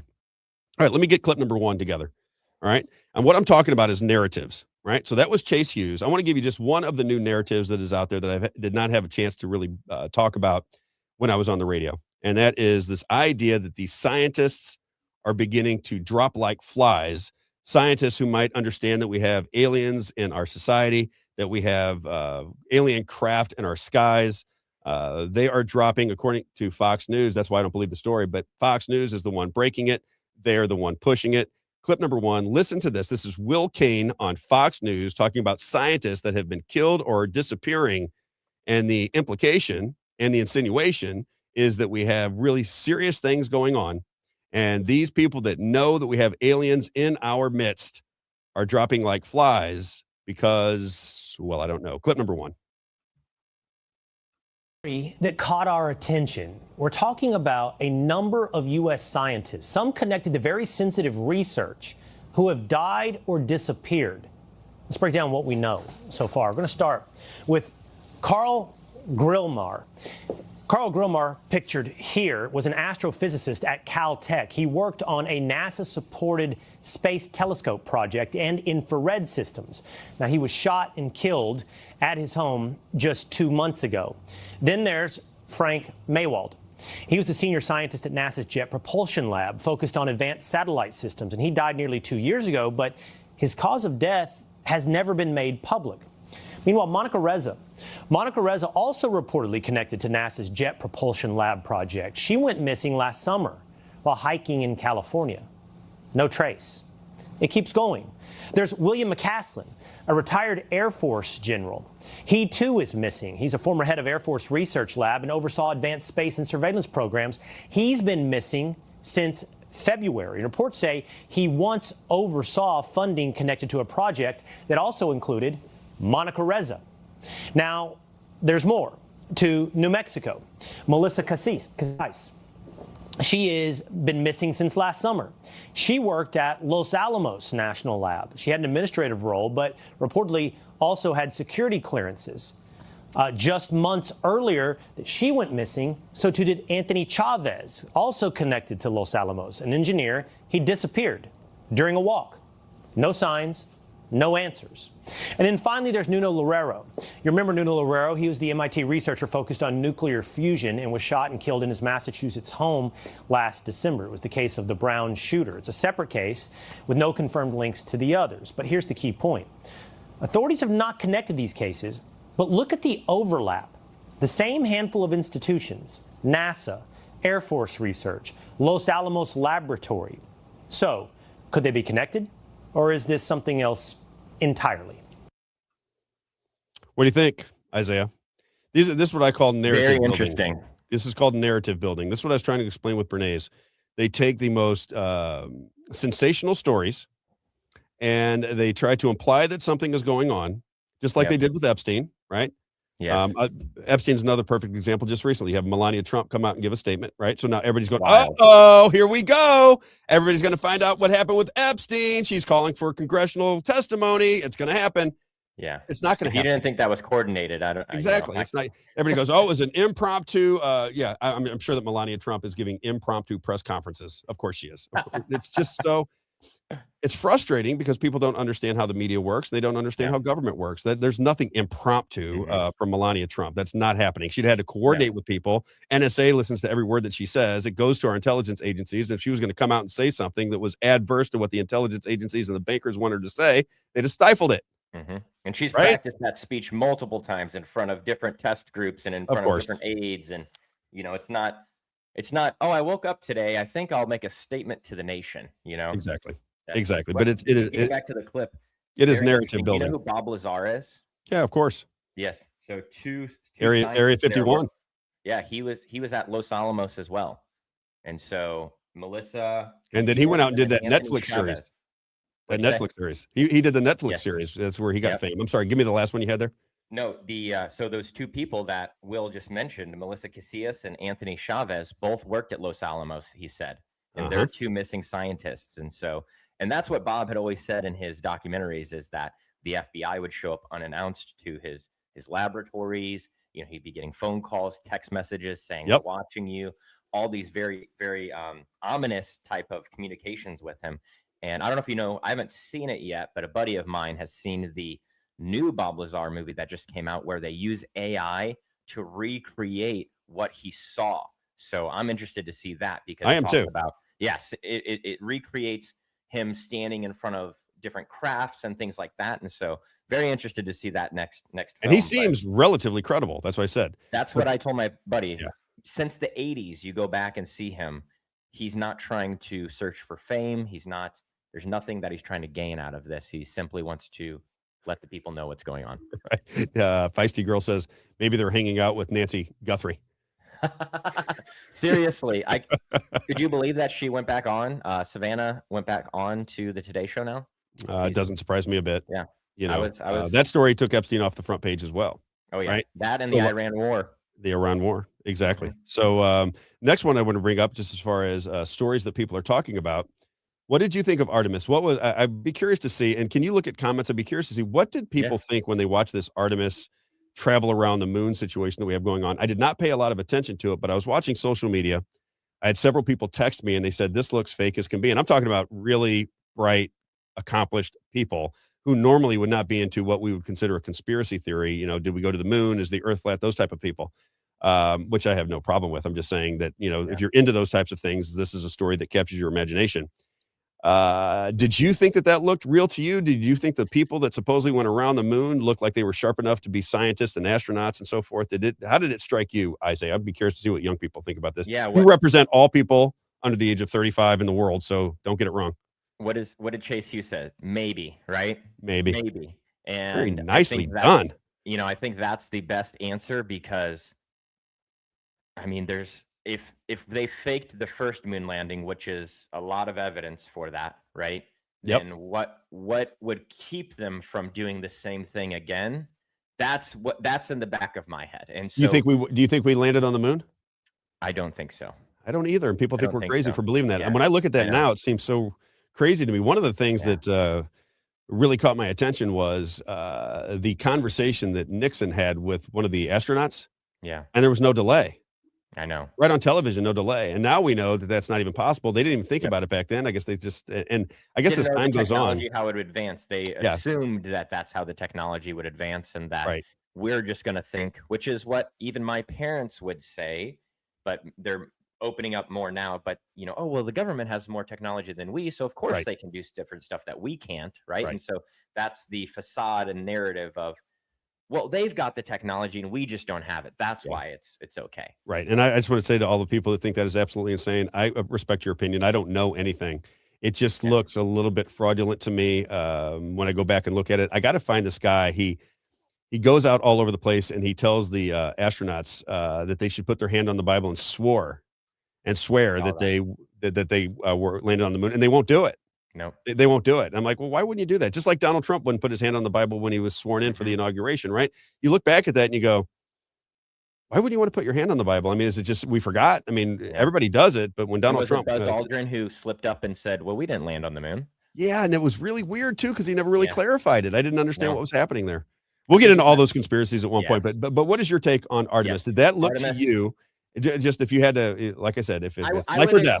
Yeah, I think that they probably did go and go up there, because I don't think that it's impossible to say that we could fly out there and go there. I think the landing part is just something that I'm curious about, if we've actually ever landed there. I think that we could probably send a craft out there. I don't know. It just seems, and maybe it's just because I'm not a scientist, it seems like they got there pretty quickly. Faster than maybe what it should take. I don't know. They talk about how it's light years and it takes this long to get to the next planet and to the next planet. Right. And so, okay, so the moon is just that close that it doesn't take that long. The whole thing of going to the moon, just when you think about it, right? So you're standing on Earth, you're a scientist and you're looking at it, but you've never been to the moon. You don't really understand what it's going to take to get there. Not only did we get there, we have video footage from the moon at a time when John F. Kennedy in the early 60s said, we're going to the moon by the end of this decade. And then you have all of the assassinations in the 60s. We had Martin Luther King, Malcolm X, both of the Kennedy brothers, John F. and Robert F. Kennedy, Marilyn Monroe, Dorothy Kilgallen. You could go on and on with the assassinations. The world was in turmoil in the 60s. And to bring everybody back together right at the end of the decade, we go to the moon. So from a political standpoint, the race to the moon being won by the American government was a big deal. So there was definitely a reason to try to fake it, whether it was or wasn't, I don't know. My gut feeling has always been something is fishy there, but again, I'm considered Should a conspiracy. we play the Christina? That's what I was going to play. Clip? Yeah. So this is clip 14. If people did not get to see this, they did a live press conference after they came back, and this woman was supposedly on the operation, and it just didn't seem right to me the way this went down. Here's what she had to say when she stood up before everybody in a press conference after Artemis circled the moon. Check it out. Earth, it was all the blackness around it. Earth was just this lifeboat hanging undisturbingly in the universe.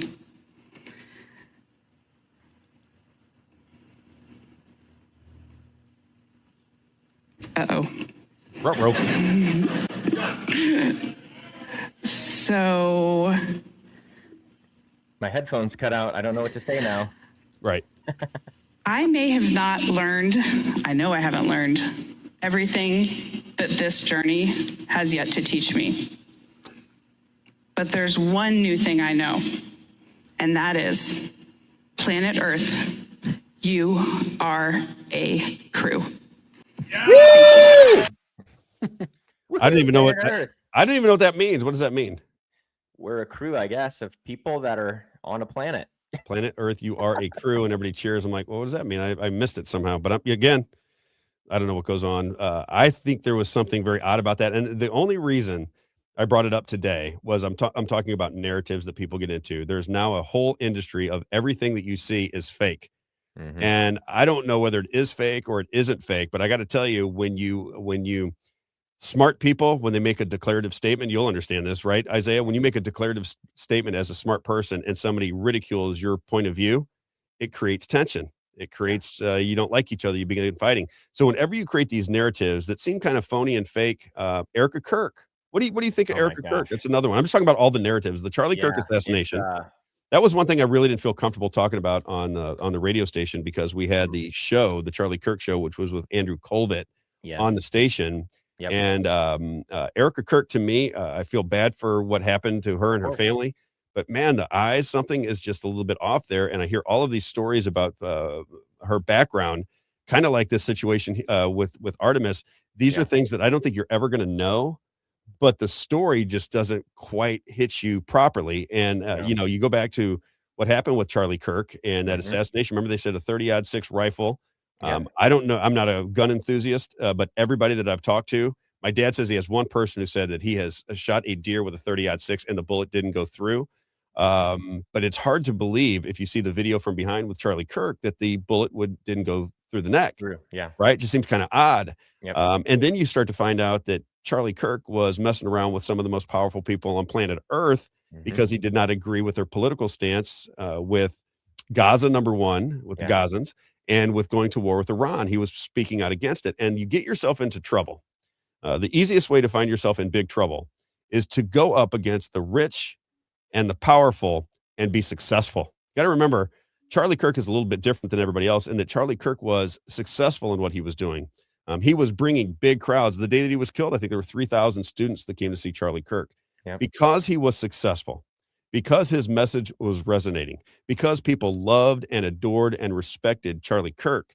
His microphone and his megaphone began to penetrate the skulls of our young people.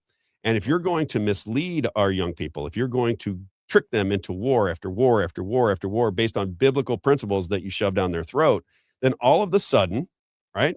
Then all of a sudden you have to go bye-bye because now you can organize people and make change.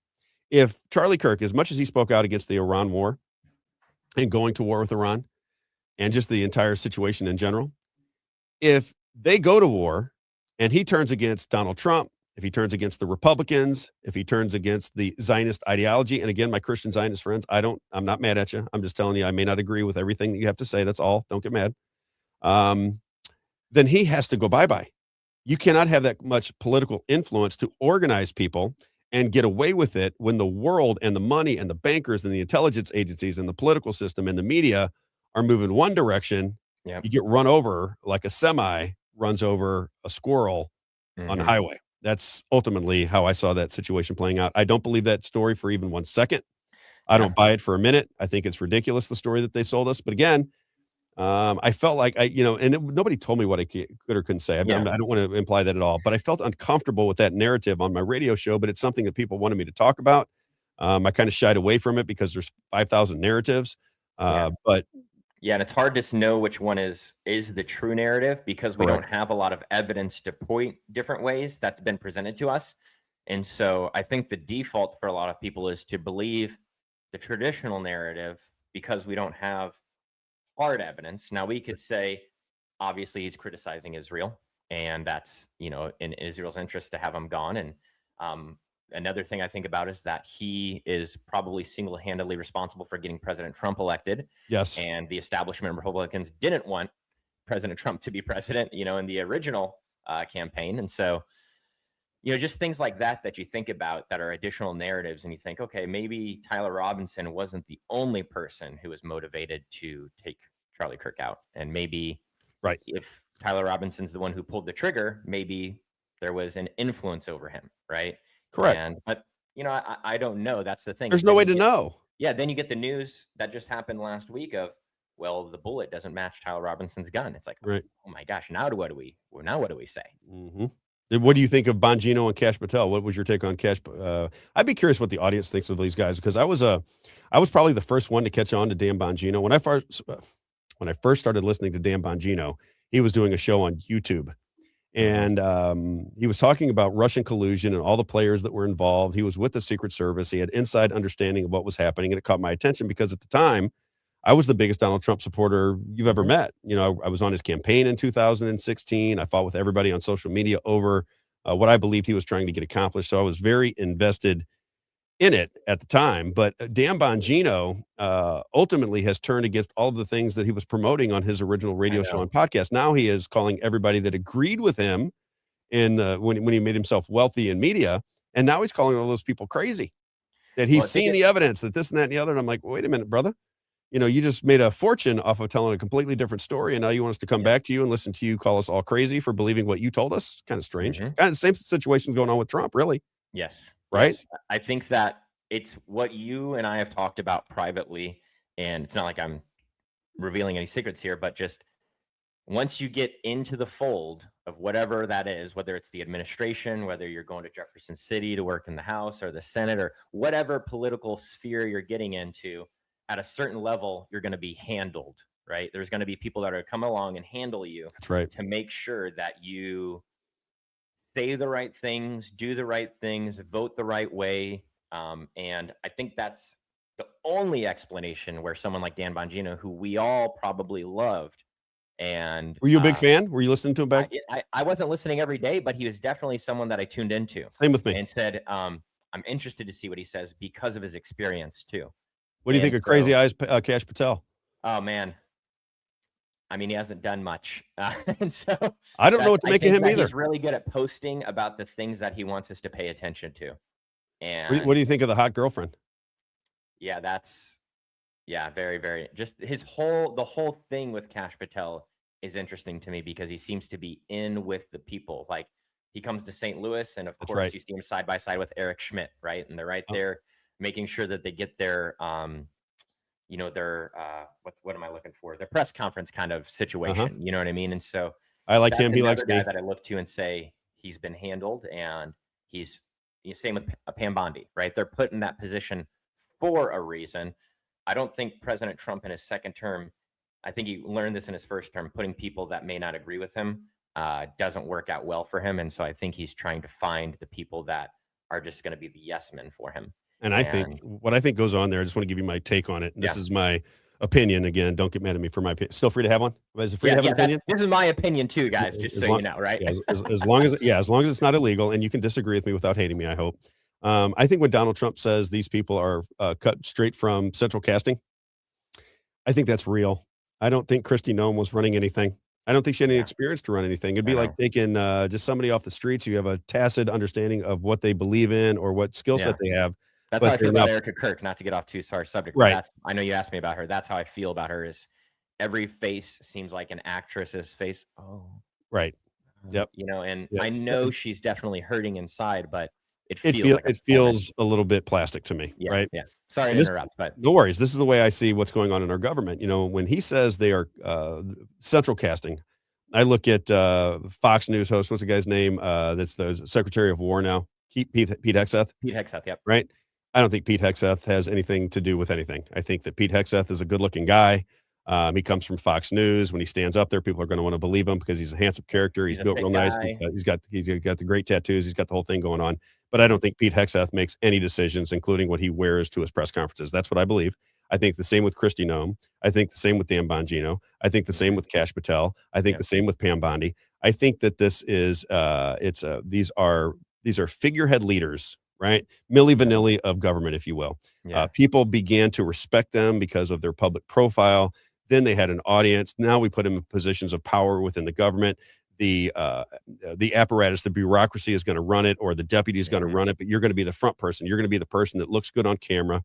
You are the one that's going to go before the press, go onto the press conferences and try to sell this thing because, as everybody in marketing knows, the more handsome and the more beautiful you are, the more people pay attention. It's just the way it is. It's an unwritten rule in media, but it is the reality of it. The more attractive you are, the more people want to hear what you have to say. Doesn't make it right, doesn't make it fair, doesn't make it just, doesn't make it biblical, but it is human nature. And I think these people are complete frauds. That's my opinion. Complete frauds. And I don't think that they have anything to do with anything. Let's move to this because I want to just finish that point. Do you have the Tucker Carlson? It is clip number 15. Yep. Play clip number 15. Now, this is Tucker Carlson because he makes the same argument that I've been making for quite some time. Now, I don't know. Do you think Tucker Carlson is this on? I was curious who this lady is. I don't know. It was a interview that I didn't recognize her either. Yeah. Good point. I didn't recognize her. Yeah. But he is making the comment that he doesn't think Donald Trump is running anything. And this is my deeply held belief that government is just filled with puppet masters. You build a public persona. I mean, think about, before we play the clip, let me just lay this out so people understand where I'm coming from. Think about Barack Obama, because most people have that memory of Barack Obama in their mind, right? He comes out and he gives a speech at the DNC, and he says, at their DNC convention, and he says, "We're not a red America. We're not a blue America. We are the United States of America. We're not a black America. We're not a white America. We are the United States of America. And everybody starts applauding, and they're like, oh, this is kind of a handsome. He's got a Muslim name. If you're into liberal ideology, we kind of like this. He's got the look and the vibe, and he knows how to. He's a great orator. You know what I mean? So there's things there's a skill set there. People are frustrated with the war already. Absolutely. And I just think he was a perfect candidate to inspire people because he was more of an entertainer than he was a president. But we see him as the president because we don't recognize in this country the possibility, I'm just going to say the possibility, that the people that are out on your television screens aren't really making the decisions that you think they are. Remember what Nancy Pelosi said? Do you think Nancy Pelosi, who's been in government since she was 25 years old and she's 175 years old, do you think that when she says we're going to have to pass the bill to find out what was in it, did that click a ding dong with anybody? Yeah. When you went, oh, wait a minute. So that means that somebody else wrote the bill. I'm going to endorse it. I'm going to make people abide by it because it's now a governing piece of legislation. And now I'm going to find out what's in it because it's going to be great.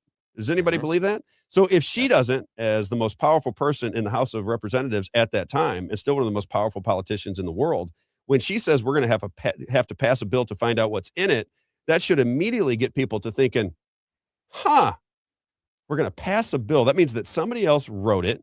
I don't know what's in it. It's going to govern and allocate money here in the United States, and I'm going to find out exactly how this thing works after we govern you with this piece of legislation that nobody has read. That should have been ding dong number one. Trillions of dollars in debt. Trillions of dollars in debt. It should have been. It should have caught your attention when Mike Johnson, the Speaker of the House, right? Clean as a whistle, Mike Johnson. He's got all the look, right? Looks like a biblical guy, got the perfect hair. Everything looks really good. And then when he becomes Speaker of the House, he stands up before the House of Representatives and says, the first thing on my agenda is funding Israel. And I'm like, wait a minute. I don't live in Israel. Israel's great, but what about funding America? We got some things going on in this country that might need a little attention, right? Have you been out to LA in your life, Isaiah? Yeah. Have you been on the streets of LA? I lived in San Francisco when I worked really? Right out of college. I lived in San Francisco. What part? In right downtown, right down the street from Haight-Ashbury, actually. Really? That's the Manson, so Manson stomping grounds, Charles Manson stopping grounds. Haight-Ashbury.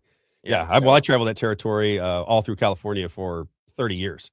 But when you give me your experience, because I haven't been to San Francisco in 7 years, probably. This is over 10 years ago, because I know I look 12, but I'll be 34, and so this is 10 years ago in San Francisco, and we are I wasn't at Haight-Ashbury, that was north, but I'm in a business district. That's where my office was, and I lived right. The address was 60 Haight Street. I lived at 160 Haight Street, so I could walk to the office. And that's a good living, by the way. It's a nice area. Oh, very nice area. Yeah. It's only because the ministry that I worked for owned a house there, and they would allow me to live there. And so that's the only reason. Someone donated a house to the ministry. I was going to start borrowing money from you immediately. I know. Yeah, exactly. That's the only way I was able to afford that. It's about $20,000 or for a 3-bedroom apartment. It's probably $15,000-$20,000 a month. Oh, FYI. Definitely. 100%. Nice living. One of my buddies walks to work not far from where I live and got held up at gunpoint. And when you look around in San Francisco, that's just not the vibe that I get from the people that I'm walking around. It's a lot of liberal tech people and moms walking their babies around and things like that. And then you see the streets where the homeless people are. But now that's completely flip-flopped from what I understand, is that the homeless have taken over. There's needles everywhere, not just in San Francisco, but in LA, even worse on Skid Row. Oh, that's my experience. I wanted to tell you about LA, because San Francisco I haven't been to in a while, so I haven't seen how that's deteriorated. When I went there, San Francisco was one of the most beautiful cities. In fact, my daughter, when she graduated from Mizzou, we took her up to the wineries and spent some time in San Francisco, because I thought, you know what? She's never been there. This is the most beautiful place on the planet. I absolutely love San Francisco in its heyday. Me too. But I haven't been back there to see how it's been destroyed. But LA, I worked in LA. So I worked there for 6 years just recently during COVID, during the whole thing. I was working out of East Los Angeles. And a buddy of mine that worked out there one day, he goes, he worked with us, and he goes, Rob, let's take a ride. I want to show you what LA looks like from this angle. And I said, all right, let's go. His name was Kenny. All right, Kenny, let's go. So we went, and what I couldn't understand, and what I still don't understand, is how you can let a city as beautiful as Los Angeles, the weather is so spectacular in Los Angeles, there's a lot of money there. It is so disgusting that to be able to explain it to people, I couldn't explain it to you. Just imagine people pooping on the streets in front of you. Just imagine drug addicts walking across the poop map. Yep, walking across the street like zombies. So they're like walking across the street, and they're just zombies. I mean, you can run them over. Filth to a degree that you cannot understand. And then the very last point that I would make about what's going on in LA is the vast nature of it all. It goes on forever. It is so despicable and so disgusting, you can't imagine it. So when Mike Johnson becomes the Speaker of the House and says the first thing that we must fund is Israel, as somebody who's traveled this country extensively on business, I looked at it and thought, have you been to some of these places? How can you not take care of our citizens first? There are a lot of military veterans that went off into war, saw things they should have never seen, completely fractured their mind. In order to cope with it, they got on the street and started taking drugs. And these are people that went out and fought for this country and live in squalor all over Los Angeles. And we're sending our money to Israel as the first priority of the new Speaker of the House. And by the way, he was unanimously voted in by the Republicans. When he was voted unanimously, I remember thinking, well, that's all you really need to know, right? Because if you understand the position of the Speaker of the House, that's why, if you're joining us from around the country, that's why I always talk about how they pick the Speaker of the House. In Missouri, they pick the Speaker of the House before the Speaker of the House has been reelected. So you get two-year term, you get elected, right? And then now the Republican Party, in their vast wisdom and all of the great things that they've done, they said, you know what, we can't let the Democrats get into power. So therefore, what we're going to do is we are going to choose who the next Speaker of the House is going to be, who babysits and controls and determines all legislation that is voted on out of the House. We're going to pick that person before that person has even won re-election.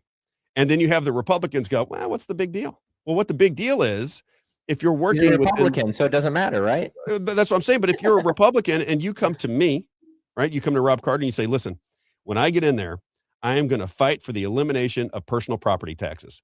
Personal property taxes are the most egregious of all the taxes, along with property taxes in general. So property taxes and personal property taxes are egregious. It is absurd that a small government party, which the Republicans used to be, I don't know if they are anymore, but it's absurd that they would allow this to go on. And they've had the controlling interest in Jefferson City for 20 years. And we still have to go get the emissions tests. We still have to pay our personal property taxes. We still have to pay the income taxes, which they're going to get rid of and go with the usage tax. I think that's already baked in the cake, I have a feeling, right? So you have all of these things, and you begin to question, well, why would they pick the Speaker of the House in this manner? Well, doesn't it become obvious when you recognize all that? It's simply money. It's just money. They have to control the contracts. They have to control how everything's going down.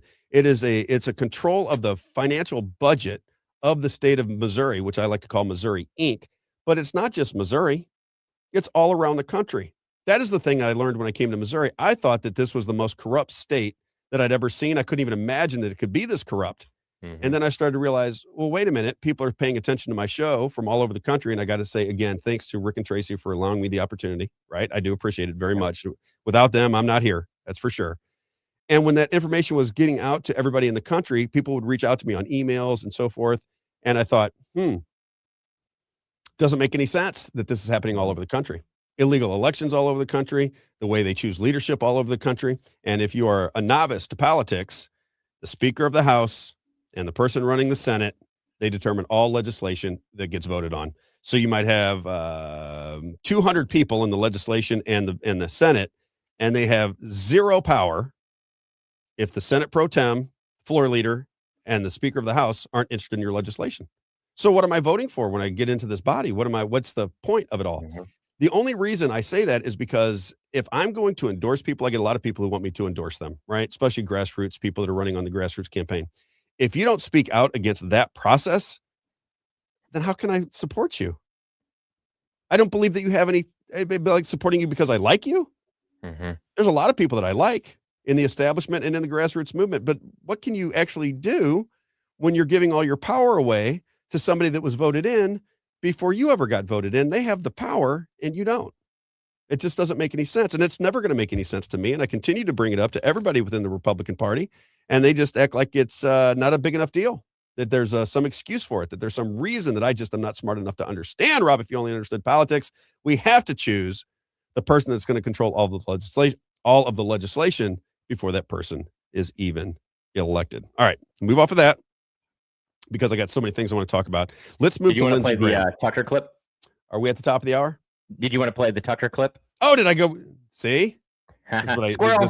this is what Sherry used to say about me. She goes, here come the squirrels. Yeah, play the Squirrel. Tucker Carlson clip. This is Tucker Carlson. All of that started with the people that I believe, let me set this back up one more time. These are the people that I believe are just faces. They are the actors that appeal to the masses because they have some likability factor. They've been tested. Like, oh, people like Pete Hegseth. He's on the morning show on Fox News. If we're going to sell a war, everybody's going to like Pete Hegseth. Like I said, he's got the muscles. He's got the tan. He's got the great tats. Everybody likes Pete Hegseth. So let's put him as the person in charge of the War Department. Kristi Noem, she shot her dog. She's from South Dakota. She likes Donald Trump. She's got the big lips. She's got the great hair. She's really hot. Let's put her in charge of the border because everybody wants to watch Kristi Noem and what she has to say. Pam Bondi, she comes from Florida. I warned everybody when I was doing the radio, Isaiah. I said, Pam Bondi, if you understand her, during the George Zimmerman case, she was basically working on behalf of the Democrats. And now we're going to make her the Attorney General of the United States. Come on. It didn't make any sense, and it never made any sense then, and it still doesn't make any sense. Now we're through her, and I guess we're going to have what? Blanche? I don't know who it's going to be. These people are Blanche, I think. Yeah, these people are figureheads. Here is what Tucker Carlson had to say about the key figurehead. Now, again, I don't know whether this is true. Don't get mad at me for playing a clip. This is Tucker Carlson. He has a huge audience. People pay attention to what he has to say, and he said he believes that Donald Trump isn't making any of the decisions. Go ahead. What you thought when you read Donald Trump's post on Tuesday in which he said a whole civilization will die tonight? I was horrified by it. And I was, look, as I've said, I don't think that Trump, who I continue to like, I don't think that Trump is in control. I don't think Trump is making these decisions. I know he's not because I was present in the run-up to this. He's not making these decisions, and I feel sorry for him, as I've said. But more than Trump, anything to do with him or his future, is the effect on my country. Our leaders should not talk like that. They shouldn't. Our conflict is not with another civilization or another religion. It's with governments, at least conceptually, that do things that we don't like that are bad for us, and we have conflict over that.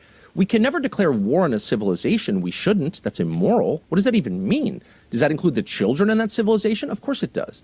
You don't buy the argument, look, this is what Donald Trump does. I mean, you've known him for years. This is what Donald Trump does. He uses extreme language to put pressure on to get some sort of concession. I mean, there are two levels on which to assess this. One, the practical. Second, the moral. As a practical matter, did it work? Is the Strait open this morning? No, it's not. So it didn't work, okay? Its only effect likely is to engender a generational conflict with another civilization, another religion, another part of the world. How is that good for my grandchildren? Probably not. So practically it doesn't work. Okay.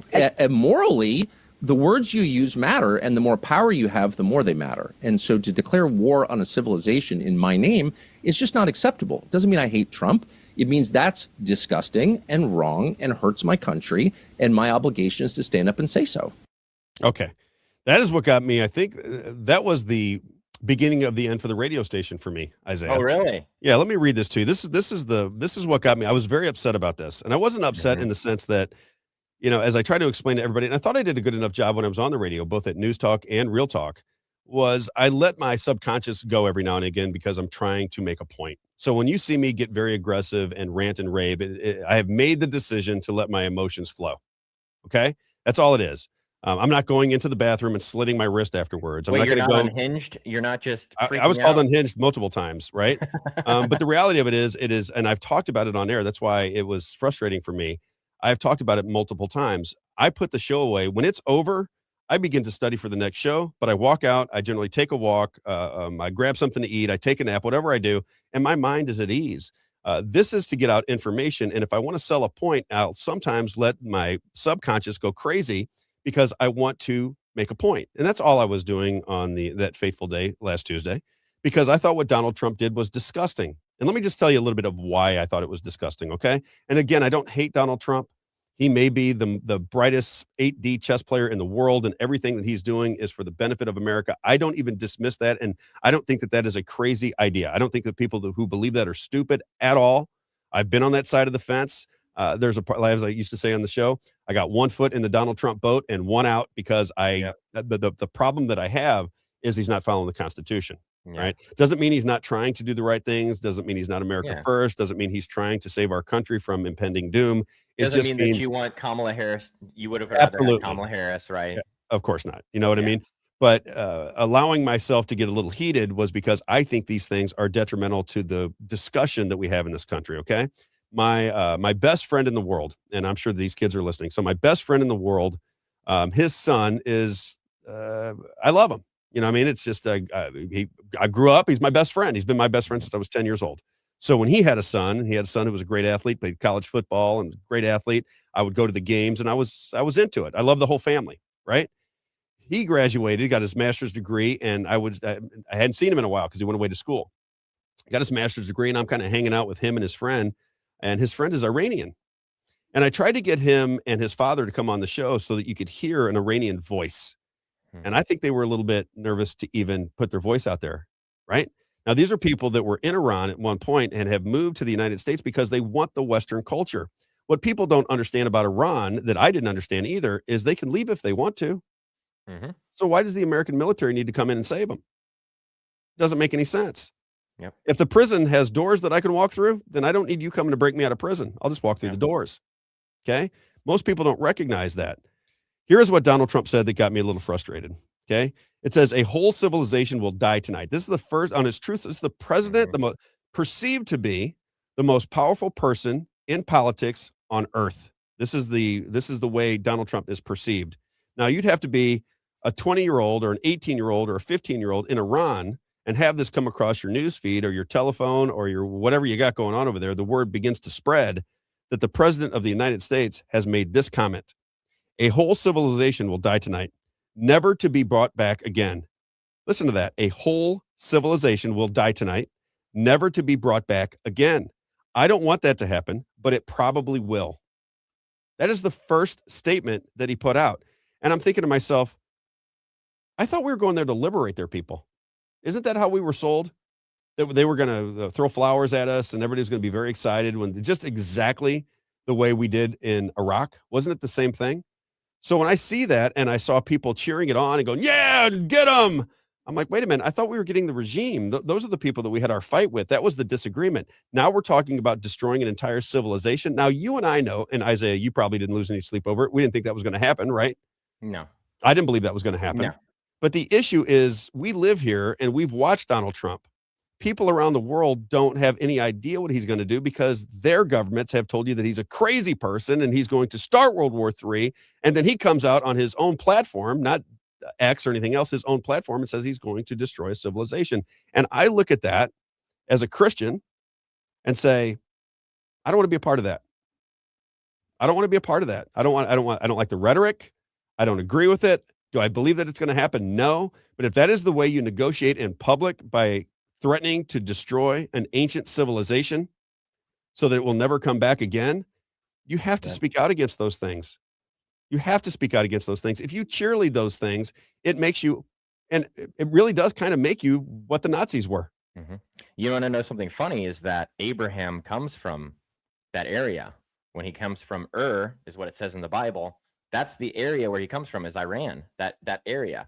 And so Abraham, the father of the Jewish people, the father of the Christian faith, comes from that area, and God took him from there and took him over to the promised land. And so I don't think people realize how much history and how much biblical history actually lives within that land. Babylon is there. You know, all these very biblical sites are all there. And Israel was taken into Babylonian captivity for many, many years. So there's tons of history from ancient Israel there as well. And it's a sophisticated society.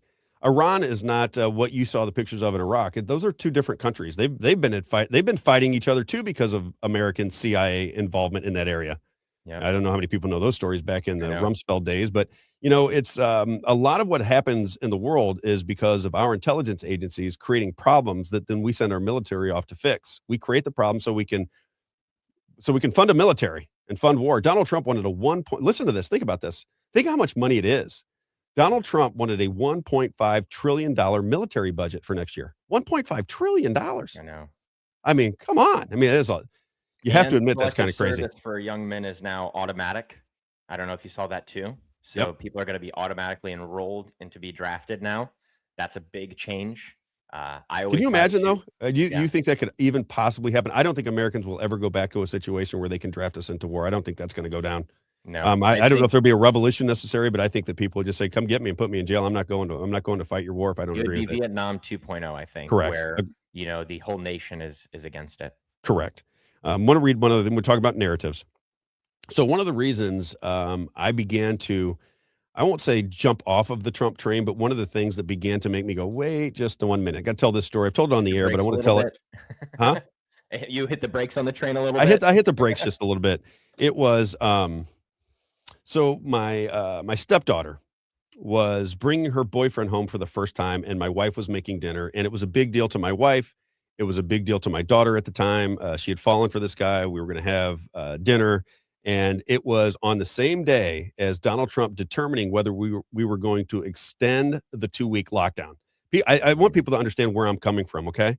So when that happened, I was in the shoe business.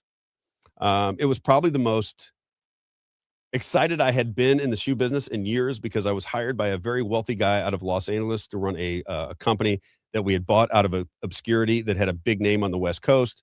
We were going to put a bunch of marketing into it. I was going to hire my people and, in conjunction with the people out in LA to build a new line of shoes. We went out, we made connections into the marketplace, and we got all of these, a ton of shoes sold into the marketplace, right? Now, if the shoes sell, I can write my ticket. I'm just talking about from a financial standpoint.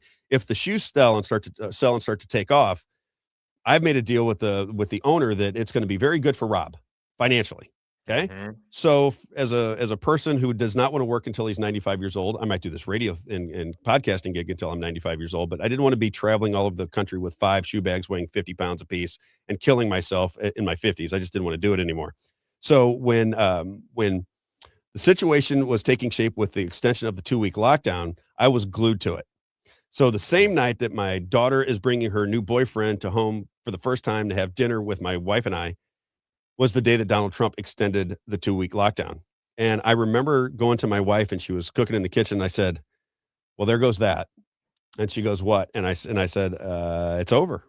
All that work that we put in, all of the 2 years of crisscrossing this country, all of the nights away from my family, all of the energy, all of the strategizing, all of the shoe building, all of the packaging, all of the everything that we did is over. And she goes, why do you say that? I said, because they're closing down society and there's nothing I can do. My shoes are in retail stores. Yep. They're in inner city retail stores and he's shutting down society. So that's it. I said, a week of your shoes not being in the proper place is detrimental to a retail and wholesale business. 2 weeks, 4 weeks, a month, everybody wearing masks and scared to go into a retail operation was the end of that opportunity as far as I could tell. And I remember a young guy's name was Steve. He came in, a hockey player, great kid. And I felt so bad because I was in such a bad mood that I couldn't be nice. I wasn't mean. I was just kind of silent and my stomach was bothering me. And I was just ill over the entire situation. And I remember thinking, this is all fake and phony. I've been talking about this since I was in China. This is all fake, utter baloney and nonsense. I even predicted before they did it, Isaiah, that they would put a death scoreboard up on TV. I said really? before long, you're going to have a death scoreboard up. And I predicted exactly the way the thing would play out that's why I gained an audience. That's why I gained an audience is because I was telling people how this was all working. This comes from Emerald Robinson. And then I want you to play the clip from Jim Brewer, if you don't mind. Got to take a little bit of a break. Just got to get my throat to rest. Emerald Robinson goes on X.com, and this is what she posts. She works for Lindell TV, by the way. I think she was at one of the major networks prior to that. She says, my sources tell me RFK Jr.'s team at HHS has been removed, sidelined by the White House. HHS is now run by big pharma lobbyists. And now RFK Jr. suddenly has time to launch, and she put it in quotation marks, launch a podcast with all of his free time. So what she's trying to say is all of those people that their original issue, how many people really had their perception of our society and their government and their media altered when they watched the COVID con job take shape? How many people looked at that situation and went, what in the world is happening here? This is just crazy. They're going to make me stick a needle in my arm or I can't go to my job. I couldn't go to New York. I had accounts in New York during COVID. I couldn't go because I didn't have the little card to get in. You had to have a card to get into. I couldn't even fly to New York. I couldn't even go there. There were places that was outrageous. I couldn't believe it. It was unbelievable. And they were going into restaurants and rating people to see if they had their COVID passport at the time. And I go, what are we in Nazi Germany? Now I got to show them, I got to show people that this is what I'm all about. It's insane. Right. Yeah. I went and saw Jim Brewer at it was an event put on by General Michael Flynn. I think it was called Reawaken America, the Reawaken America tour. Now, he's a comedian, if you don't know who Jim Brewer is. And subsequent to watching him at that event, I've started paying attention to his comedy and his political perspective. And I'm very much in alignment with the way he sees the world. Now, I know he's a comedian, but sometimes comedians, they look at the absurdity of what we're going through and they can make it funny. Sometimes I get too intense and I'd like to be a little bit more funny, and the show will be funny once we get everything set up. Ricky Gervais. I don't know if Ricky Gervais, absolutely fantastic. About him. Exactly. So you take very horrible topics, you take very detrimental topics, and you try to find the humor in them. And I think that is what Jim Brewer did. This is him doing stand-up, talking about the COVID con job era. Tell me if it resonates with you. Before we go to the clip, I did want to make a correction for everyone and I just saw someone actually throw it in the chat. I was thinking of Iraq and Iran, and I mixed them up. Iraq is where is, and Iran is the Persians, and so I mixed that up in my mind because we were talking about the Iraq War, we were talking about the Iran War, and I just get the Middle East. It happens. Don't kill yourself. I do it all the time. I know. And I don't even know that I did it. Everyone knew in case someone was believing that. I had to make sure everyone had the right information. You're my editor, by the way. So when I mess those things up, just go, Rob, no. You got the wrong person there. But here is. Just gonna take a little quick break, a little bit of water. We get set for the final. How much time we got? Final 45 minutes of the show. Yep. This is Jim Brewer. Really, as long as you want now, Rob. I can go as long as I want. I think 3 hours, and people will be that's enough of Rob. 3 hours is plenty. Here is Jim Brewer talking about the COVID con job. Tell me if this resonates with the audience. Go. Jim Brewer.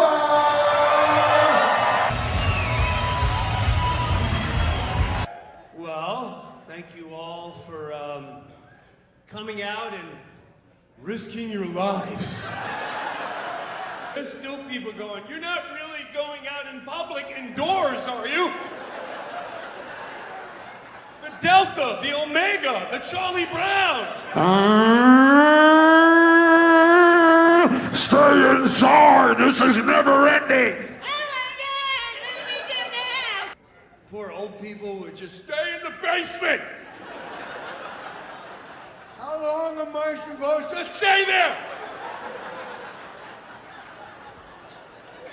We'll come get you in a safe. The vaccinators, you were real cocky a couple months ago. I got vaccinated.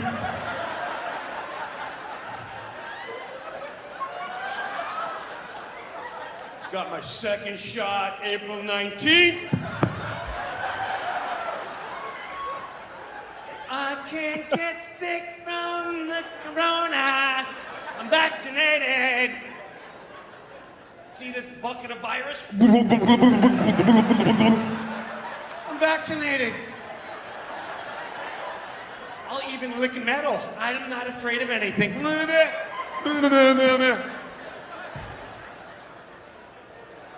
I don't have to wear a mask. People vaccinated are getting sick. What? You need a new booster. What?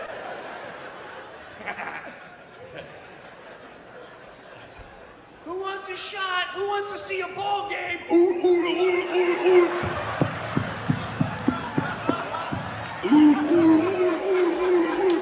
Wave your flipper. That's for you. Go see the ball game. Who wants to work again? That's for you. Who wants their kids educated? shot. It's safe. Don't worry. Don't worry. Safe and effective. Go ahead, get it.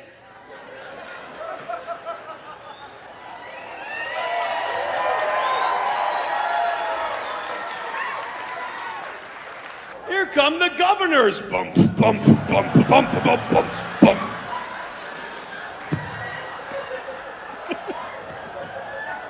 We have no rules and regulations.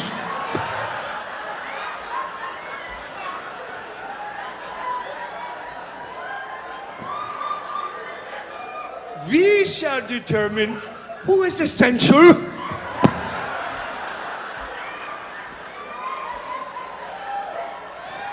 We shall determine who may go at your house and who shall have a muffin.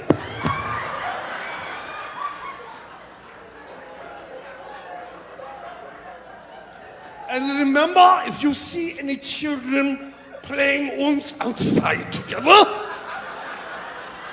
report them and their parents! What's happening This in is LA? for your safety!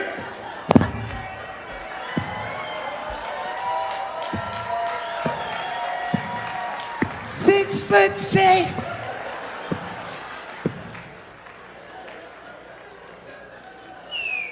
And then the news cockatoos come out. Watch the news, watch the news.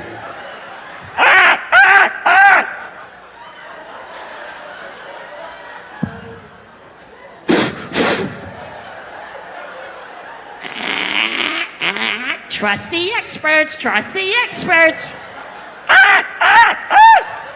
Trust the science, trust the science. CDC, CDC, Dr. Fauci, Dr. Fauci. Mask on, mask off, 2 shots, 1 shot, mask on, 2 masks. Comply, comply. 6 foot safe. Do what you are told. It is for your safety.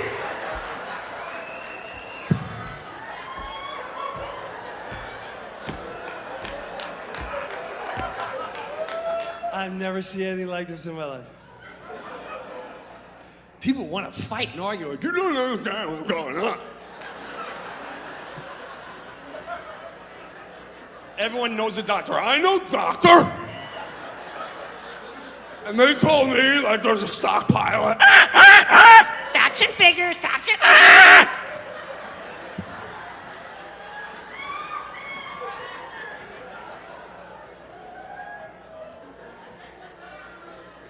Don't ask questions.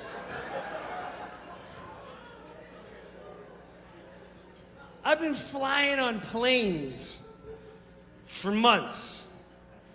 Flying on a plane. This is when I knew, like, all right, this is so dangerous. Keep grandma in the basement. Wait for wait. But you can go fly wherever you like. Now here's the best part. I don't know if you've been flying. They get you soon as you walk in the terminal. Make sure you wear your mask at all time. Do your part. Stay 6 foot safe. Yeah, that, you know when that doesn't work? And it goes right the minute you board that plane. Everyone's like, oh. I'm sitting next to someone right here. And right here. Trust the science.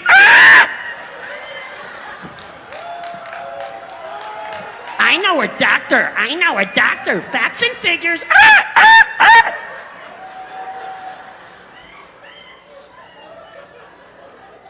And then they walk up and down the aisles. It is a federal crime if we catch you with that mask below your nose. Happened to me. Keep it on all times, or man. you may never fly again, and you may deal with federal punishment. But it's snack time, you can take them off. Oh, thank you! Thank you, science! experts. I get to eat with no mask on. We're so safe when we eat peanuts. Isn't this fun? Thank God I'm safe. See how many people they would put on the screen and media are getting offended. Everyone was offended. I'm offended by this, and I'm offended by that, and I want to talk about this, and I want to talk about that. And if you're that person, listen, man, life is offensive, okay? My wife's been battling cancer for 12 years from food that she gets poisoned with that they feed us. That's offensive. We can't see the elderly because we may kill them, even though they got 6 days to live. We'll see you one day, Grandma. Stay behind the glass. I feel much better with no human contact. Thank you, Dr. Fauci and CDC. And fear. Thank you. I bet you she'd rather have that touch and hug and be dead tomorrow than do this in a restaurant. I thought that was one of the better comedy routines, political commentary routines I've seen in a long, long time. And it made me a big fan of his. If anybody knows Jim Brewer, I think my buddy Jeff said he was going to be able to get him on the show. I think he knows somebody who books for Jim Brewer. I'd love to have him on. I'm a big fan of Jim Brewer. I think he's dead on the money. And I think the comedy, look, ultimately what we want to have the show. What do you think about this? There you go. Isaiah. You know, this is why I'm concerned about the situation that we're in, right? Because I believe with all of my heart that these things will ultimately happen again. In the short term, no, people are not going to fall for this trick again. Mm-hmm. But when you don't hold your government accountable, then things happen again. And I think the best way to bring it to people's attention is through humor. And I really couldn't do the kind of humor that I like to do. I kind of got a dark sense of humor. Isaiah, if you understand what I'm saying? Same. Very sarcastic and very dark, and dark in the sense that it is offensive to a lot of people. But I want to be able to do humor that attracts me. There's comedians that I love who are very clean, and there are comedians that I love that are very dark. But generally speaking, really good comedians are social commentators. They see the absurdity in society that most people aren't recognizing because they're too busy with their life and they're just rolling on with the game. But during COVID, it changed me forever. And it changed my perspective on what was going on in the world forever. I cannot believe that people have not been held accountable for what happened during COVID. I remember even at the station, they wanted me to stop talking about it. They're like, it's over. It's, nobody wants to hear about COVID. And I said, yeah, but I want to talk about COVID. So I wanted, they didn't tell me I couldn't. They just didn't think it was good radio. And I'm thinking to myself, the world began to change drastically post-COVID. You get to see people. I mean, when you can put a mask, and then these people were putting 2 masks on their faces and walking around outside as they were walking their dog. I mean, you have to wonder what kind of society or driving in their car by themselves. Driving in the car by themselves, walking on the beach by themselves, swimming. Do you remember the people swimming with the mask on their face? And when you see those images, you have to think, where could propaganda take this country? Where could propaganda take us when they can sell you on an idea that there is a mysterious virus that comes from China, right? But we paid for it. It's from China. We call it the China virus. And the guy that paid for the experiment in China, in Wuhan, China, is Anthony Fauci, who then becomes the face of the COVID con job. You can't make it up. Crazy. You're crazy, though. But I mean, it's just so it's like ABC. Little Michael Jackson for you. Yeah. Easy as 1, 2, 3. It was so simple. It's like I would explain it when it was happening. I'm like, how can you not see that this is all a fraud? How can you possibly not see that this is a fraud? They're selling you fear. There is a respiratory virus out there. My wife is a nurse in ICU right here in Florida. So there was a respiratory virus out there. But for people from around the country who might be listening today, when I think it was in May or June of 2021, up until then, my wife's hospital was using hydroxychloroquine and zinc and these type of things. And there was no problem at the hospital. I think during the height when everything was going on, they had 9 people, and we live in a very populated area in Orlando, right? So it's a big hospital, lots of people. They had 9 people that were in there suffering from COVID, and that's how they were treating them. And then the United States government pulled that as a way to treat it, and they wouldn't allow you to treat COVID or the virus or whatever it was. They wouldn't allow you to treat it that way. And what they did instead was they went with Fauci's medicine, who said it will keep your. I wonder how many people remember this. Dr. Fauci came out and said to the American people that the way they're going to fight COVID is with remdesivir that will reduce your hospital stay by 30%. Okay. Remdesivir was a toxic agent that was destructive to your, I think it was your liver, your kidneys, or both. And it could never get approved because it was a toxic agent. And then they started driving this into the veins of our people in this country. And all the way back to the podcast days, if you go way back to the beginning of the podcast, I had this woman, Miss McHugh, on, who was when I said this, because I didn't know who she was, I said, send me your resume. And she sends me like 25 pages. She's got a doctorate and everything. She came from Russia. And I said, what's going on in the hospitals? And she said, well, what's going on in the hospitals is genocide. I said, genocide? I said, I just, in my mind, I'm thinking they're not treating it properly, but I don't know that it's a genocide. She said, no. The way they are treating it is going to kill everybody. Yeah. And she made mention of me. She said it was very similar back in the AIDS days. And I thought, I remember the AIDS days, because that's when I was in high school and everybody went crazy over the AIDS situation. Mm-hmm. And she said it's a very, very similar story. They're going to pump up fear. People that are relatively healthy are going to go take a test. That test is going to tell them that they have a disease that they don't even feel. They're not bothered by it at all. And then you're going to freak out about it. And a lot of people, when they begin to freak out, it begins to have a draining effect on their bodies, which is going to cause the symptoms to exacerbate themselves. Yeah. You're going to call the hospital. They're going to tell you to stay at home for 2 weeks until your lungs are clogged with gunk, because it is a respiratory virus, whatever it is out there, whatever you want to call it. She goes, then you're going to go to the hospital. You're going to be panicked. And I have 2 people that are listening right now. I did a show with them, friends of mine from Connecticut, that ended up in the hospital. They told me they had to escape from the hospital, is the way they put it. They went in, and the pressure campaign, it wasn't in my wife's hospital like this, so it wasn't everywhere. But in in Connecticut, in the hospital they were in, they both told me, husband and wife team, because it was right around Christmas. That's why they went to the hospital. They didn't know what to do. They were panicking. They were taking remdesivir, and they were told that they would basically die if they didn't take remdesivir and put the ventilators on their face. Both of them turned down the ventilators. Wow. Both of them were in absolute turmoil when I talked to them afterwards, because of the situation that they had went through. Now, you would think, knowing that and watching it and understanding it, that there would be punishment to pay for the people not only that perpetrated it, but the people that mismanaged it. You'd think that there would be trouble for the media organizations that perpetuated it. And you'd think there would be some repercussions so that it never happened again. If I always say on the air, Isaiah, if I can go rob a bank and I get to keep all the money, I go rob a bank, I take $10 million out, I put it in the back of my truck, I drive it down the street, I'm going to bury it in my backyard, I got $10 million, and I get caught. And they say, Rob, you just robbed a bank for $10 million. And I go, I'm so sorry. What are you guys going to do? Oh, nothing. We just want to let you know that we caught you robbing the bank. And I go, I get to keep the money? They go, yeah, you get to keep the money. Well, that might encourage me to rob another bank. Might it, Isaiah? Oh, yes. What would be different? What would be different with the COVID con job? Everybody with a functioning brain, I'm sorry if you don't see it that way. You can turn me off now, because we're going to have a very difficult time communicating. Everybody with a functional brain knows that that was a con job from Jump Street. And when you know it's a con from Jump Street, and the way to solve the con from Jump Street was to pass the CARES Act, which transferred $2.2 trillion away from your pockets and into Wall Street bankers' hands. And if you remember, Donald Trump called Thomas Massey a second or third rate congressman, because he wanted the people in the legislature to come in and vote in person. If we remember all this, they stole $2.2 trillion out of your pockets that you'll be paying interest on for the rest of your life. And everybody acted like it didn't happen. And it's just over now. And I keep thinking to myself, what a great world we live in. I need to get into a position of power within the government, because I think like a con man. All right. I think like a con man because I grew up in an environment where we were all hustling each other. I'm not a con man, but if somebody tries to con me, I'm aware of it. I can feel it coming. And it doesn't mean you can't get over on me. There's great con people out there.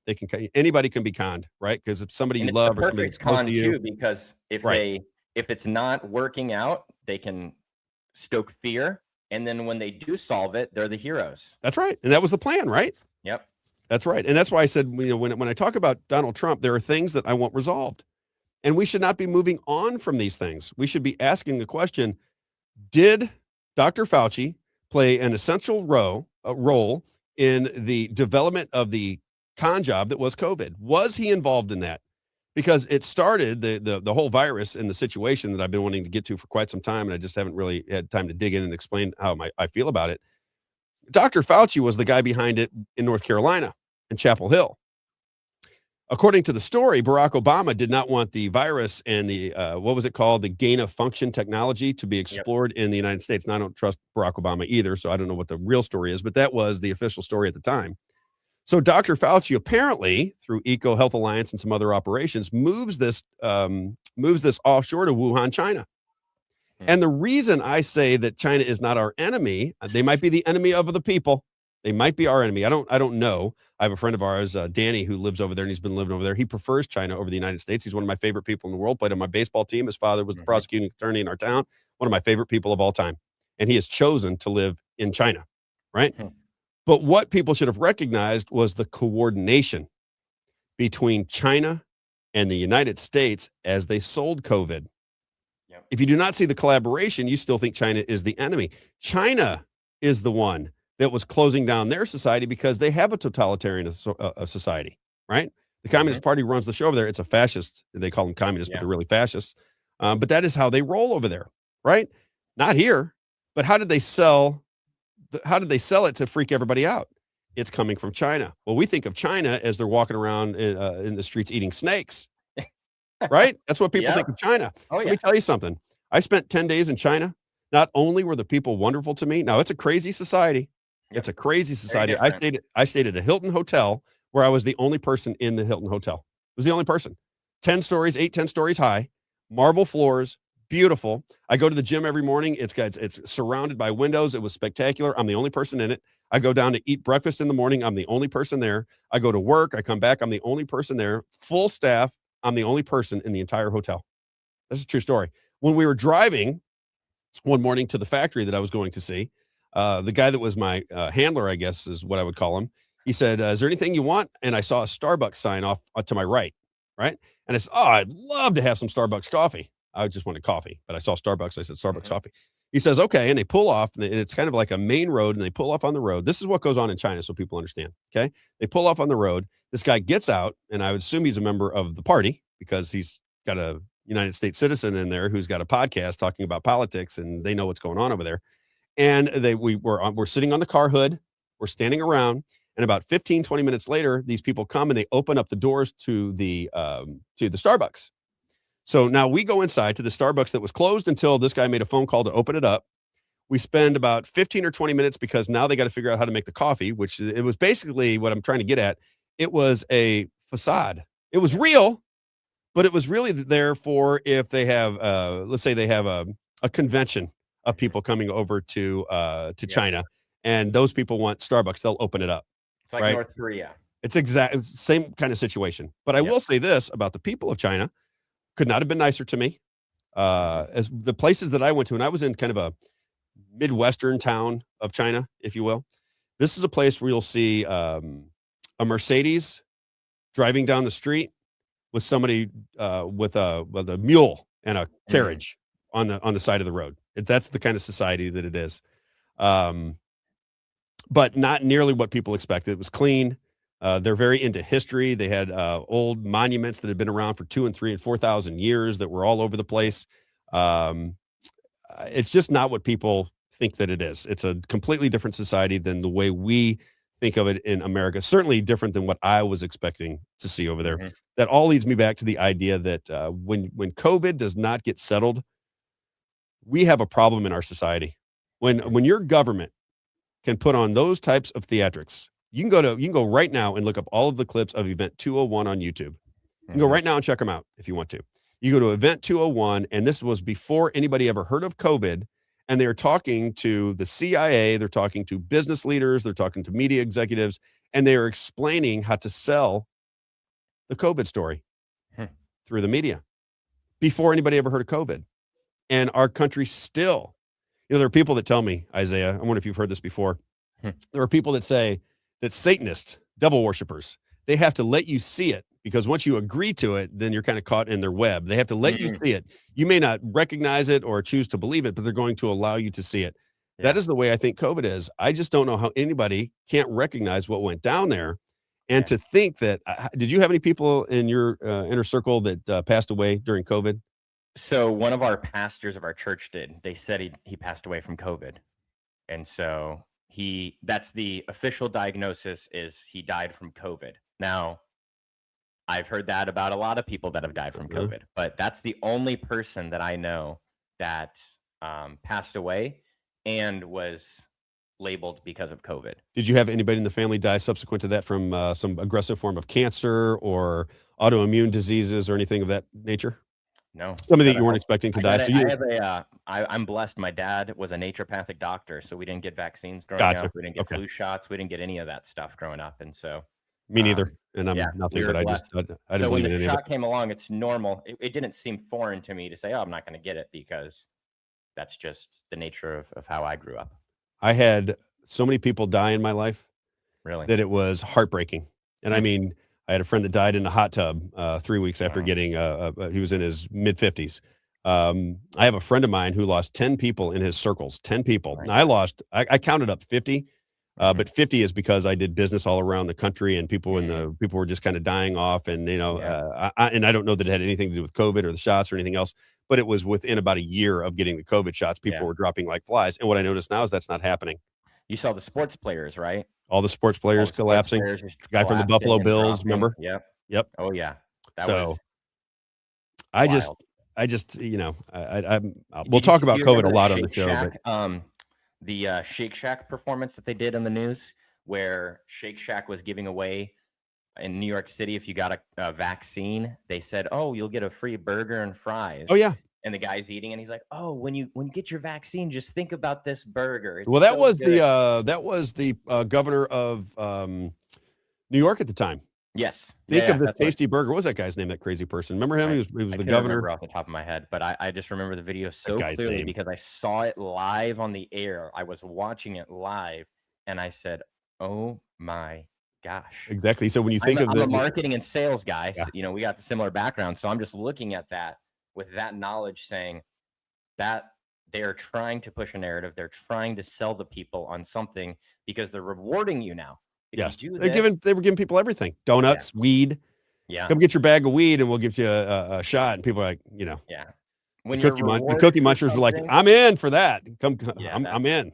No, I think the weed smokers were the last people to get it done. If a church ever tells you if you donate, so they want to give you something free, or if you send me money on TV, so we'll send you this free thing. That's what I kind of think of when I think about the COVID free stuff is the grifter type pastors that are on TV asking for money and we'll send you this free holy water or something. You led me right into my next one. Perfect. Because I think there were two things that I did. Yeah, there were two things that I did that I think bothered people at the station when I left. And I just, this is my gut feeling. It was not laid out for me. But one was I was mocking what's a Paula White. Now you've got a degree in, well, you went to Bible college, right? Yep. So you understand the Bible and could explain it to people. And I love that about you because it's I'm trying to learn as we go here. And I think studying the Bible is amazing. I think the wisdom in the Bible, the history in the Bible is something that I would like to know more about. And I'm glad that we're going to be doing a show together. You actually said you were going to read some devotionals every now and again, but let me start here. Paula White, to me, let me see if I can find these clips. I think Paula White is an absolute charlatan.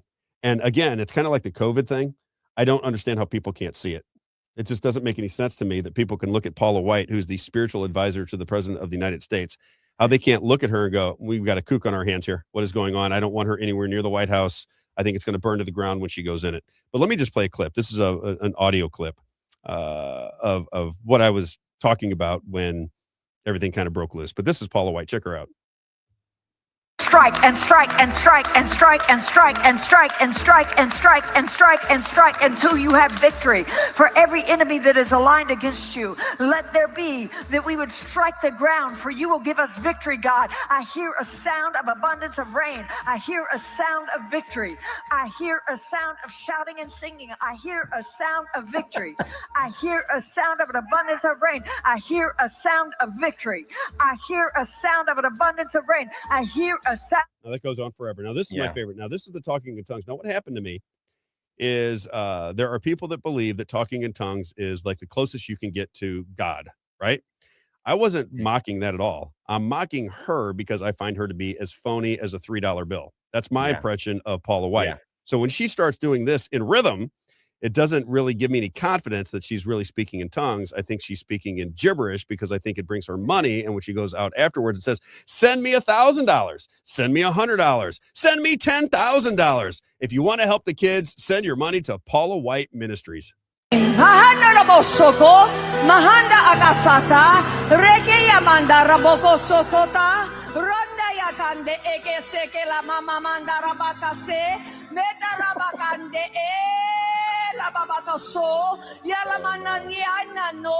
thinking we should start the show with that, because whatever's going on there, I think we should play that at the beginning of the show. When the show's beginning, we should play that deal right there. Just listen, here we go, and just kind of let me do it.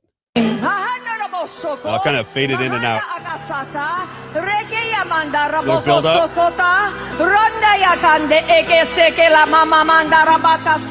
I mean, it's ridiculous. And yeah, and I'll even combat her with some scripture here, because I know that there's a lot of Christians, and this is just from the biblical and Christian perspective for you, Rob, what a lot of people who are listening might say. Well, what she's saying is not technically wrong. Of course, we want to have an abundance. You know, we want to think abundantly. We want good things in our life. The problem is to use those things in a way where you're bringing it's a vain conceit, really, right? She's trying to puff herself up and not lift Jesus up, which is the ultimate thing. That was what I was getting out of it. Thank you, by the way. 1 Corinthians 14.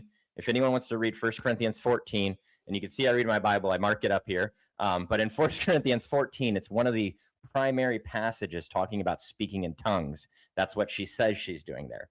And in chapter 14, verse 6, Paul says, if we remember, Paul says, I speak in tongues more than all of you. But this is what Paul says about speaking in tongues. He's writing to the Corinthian church, and he says, now, brothers, if I come to you speaking in tongues, how will I benefit you unless I bring you some revelation or knowledge or prophecy or teaching? And there's other places throughout that scripture where he also talks about we shouldn't speak in tongues at church because it's going to distract the people that are newcomers to the church, the people that don't know anything, that are, you speaking in tongues is going to make them think you're crazy. That's what Paul says.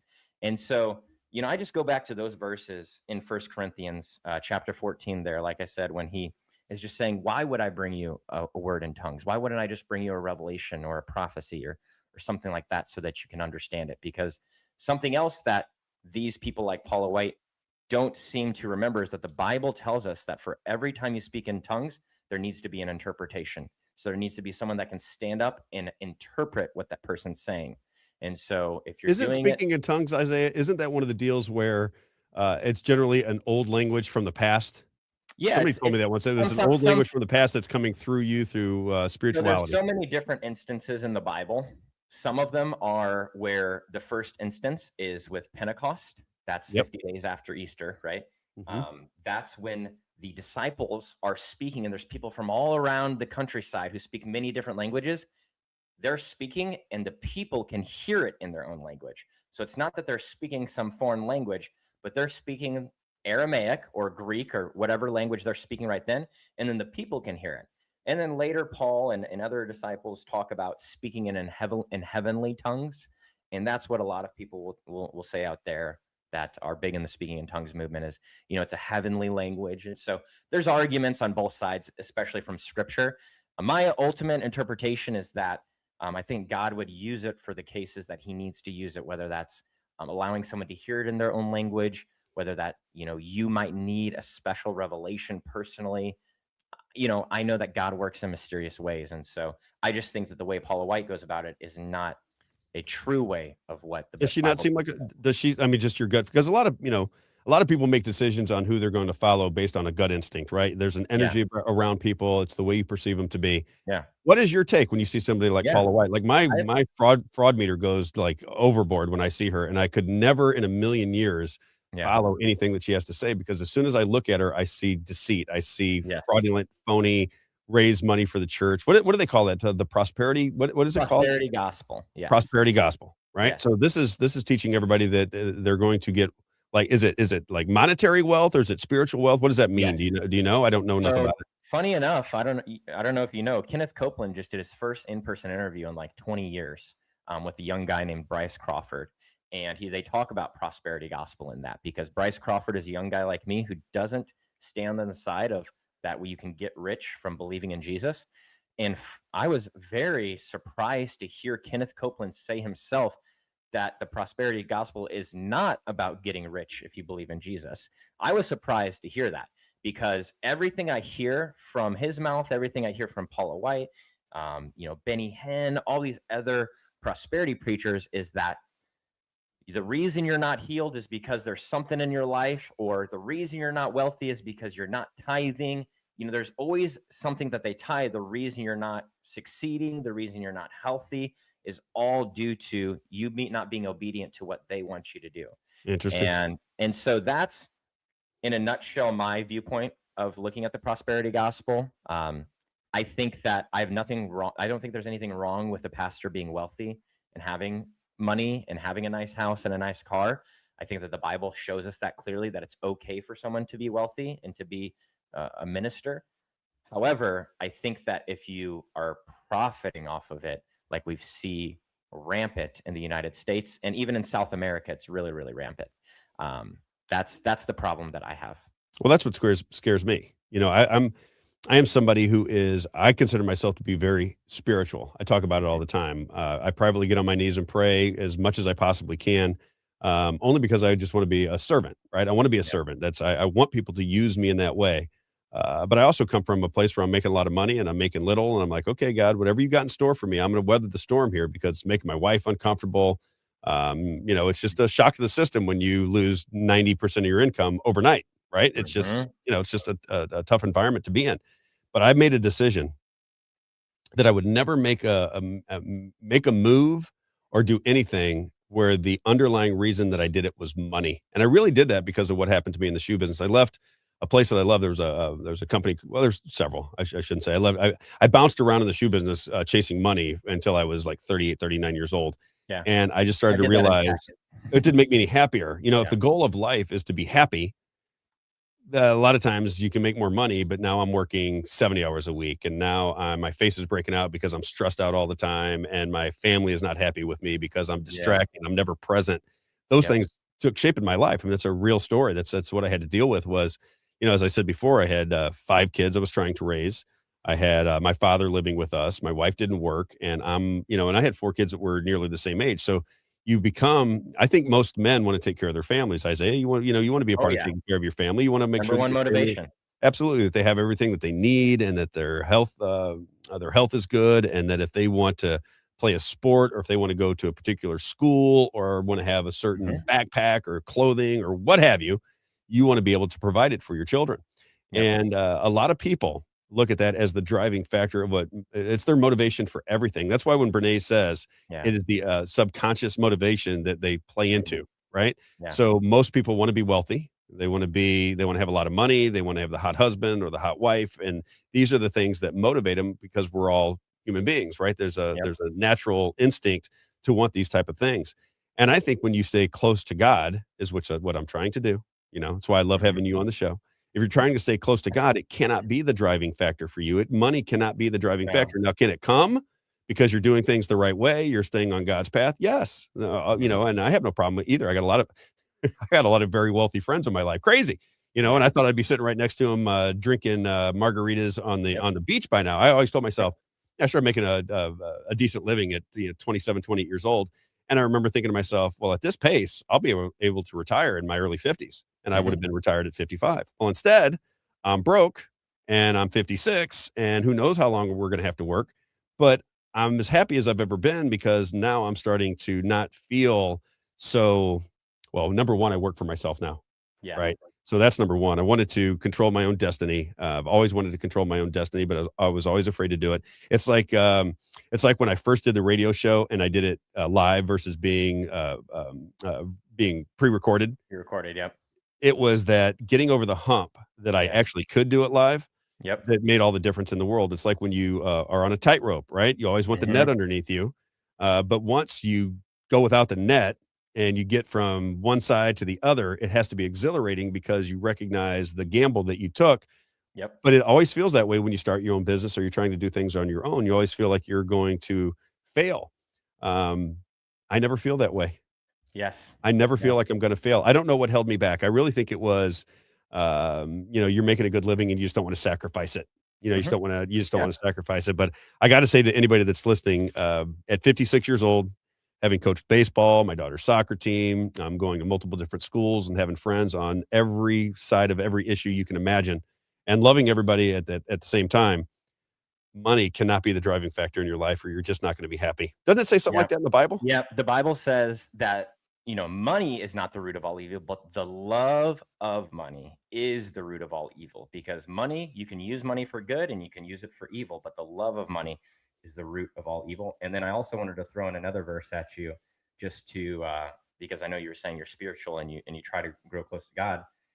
In 1 Thessalonians 5, verse 18, it says, "Give thanks in all circumstances, for this is the will of God in Christ Jesus for you." So in every circumstance, whether you have a lot, whether you have a little, whether it's a sunny day, whether it's a rainy day, whether your parents are alive, whether your parents have passed away, it doesn't matter, because you're supposed to give thanks always. And I think that when you can take that mindset, that helped me a lot, to say, I'm just grateful that I wake up, that I own a home. So many of my friends don't own a home, Right. That are my My age. father says the same thing. If you stay grateful, you stay happy. Exactly. Yeah, And you gotta when stay you're grateful. grateful for where you're at, then there's nothing that you want that you don't already have, because you're just living in the gratefulness. Amen. So that's Amen. I wanted to throw that at you. The Can I- Bible can I- hour. we'll probably talk a little bit tomorrow about what's going on in Iran. It'll be a little bit more of a normal show. It'll be a lot more conversational. I always wanted the show to be more conversational, and when you have breaks all the time, at least for me, then some people thrive in that environment because they get the breaks, they have it all scheduled out. I schedule nothing. I have topics that I want to talk about, and they go as long or as short as they may be, and my mind bounces. I don't like to be caged up. My mind might go into, I'm like, I'm talking about something, but I thought of this and I want to move in that direction. It's just the nature of how I do And he's things. not lying, guys. I got 15 clips in front of me that he sent me this morning, maybe about an hour before the show, and I think we played about 3 of them. So. And we'll play some of those tomorrow. That's just how I roll. I want those available to me if I'm trying to pitch a story. But I want to play this clip because I just thought it was so fantastic. It is about the Iran war, and it is about the way we are perceiving this war. Something that has got me in trouble with Donald Trump supporters is I don't agree with the war. I don't want to. I don't want to. I thought he didn't want wars. Well, I'm just saying I did not want war. I one of the reasons I voted for Trump. There's a couple of reasons that really drove me to Trump right away. Was he was going to go after the establishment, drain the swamp. That really appealed to me because I thought I was getting screwed over by the establishment anyway. So when he said he was going to go after he's going to go after his own party, I'm like, now we're talking. I want to see people go after their own party. I'm into this. So that was one of the things that drew me to him. And the other was that we were going to get out of war. I did not want to be in war. I'd been, I'm 56 years old. I can't remember a time when I wasn't at war, and I don't want to be at war. I don't like war. I don't like the idea that, and I love the military. I absolutely adore military members. I think if you have the courage to go over and fight for freedom, you're a hero to me, and that will always be that way. I will never see it different. I would have never had the courage to do that when I was that age. So I marvel at people that do those types of things. I had a guy on the show that was a quadruple amputee fighting for this country. Okay. But when you see that, he tried to commit suicide by shooting himself in the chest after he lost his arms and his legs. So you can only imagine just what happens to the mind when you get into these incredibly violent conflicts. We should only do that when our survival is at risk. We should never be forward in our military, in my opinion. It should only be after attack. It should only be to just preserve our union. Outside of that, offensive wars, I'm against it. And I thought that's what Donald Trump was saying. I thought that's what he was trying to get across to me.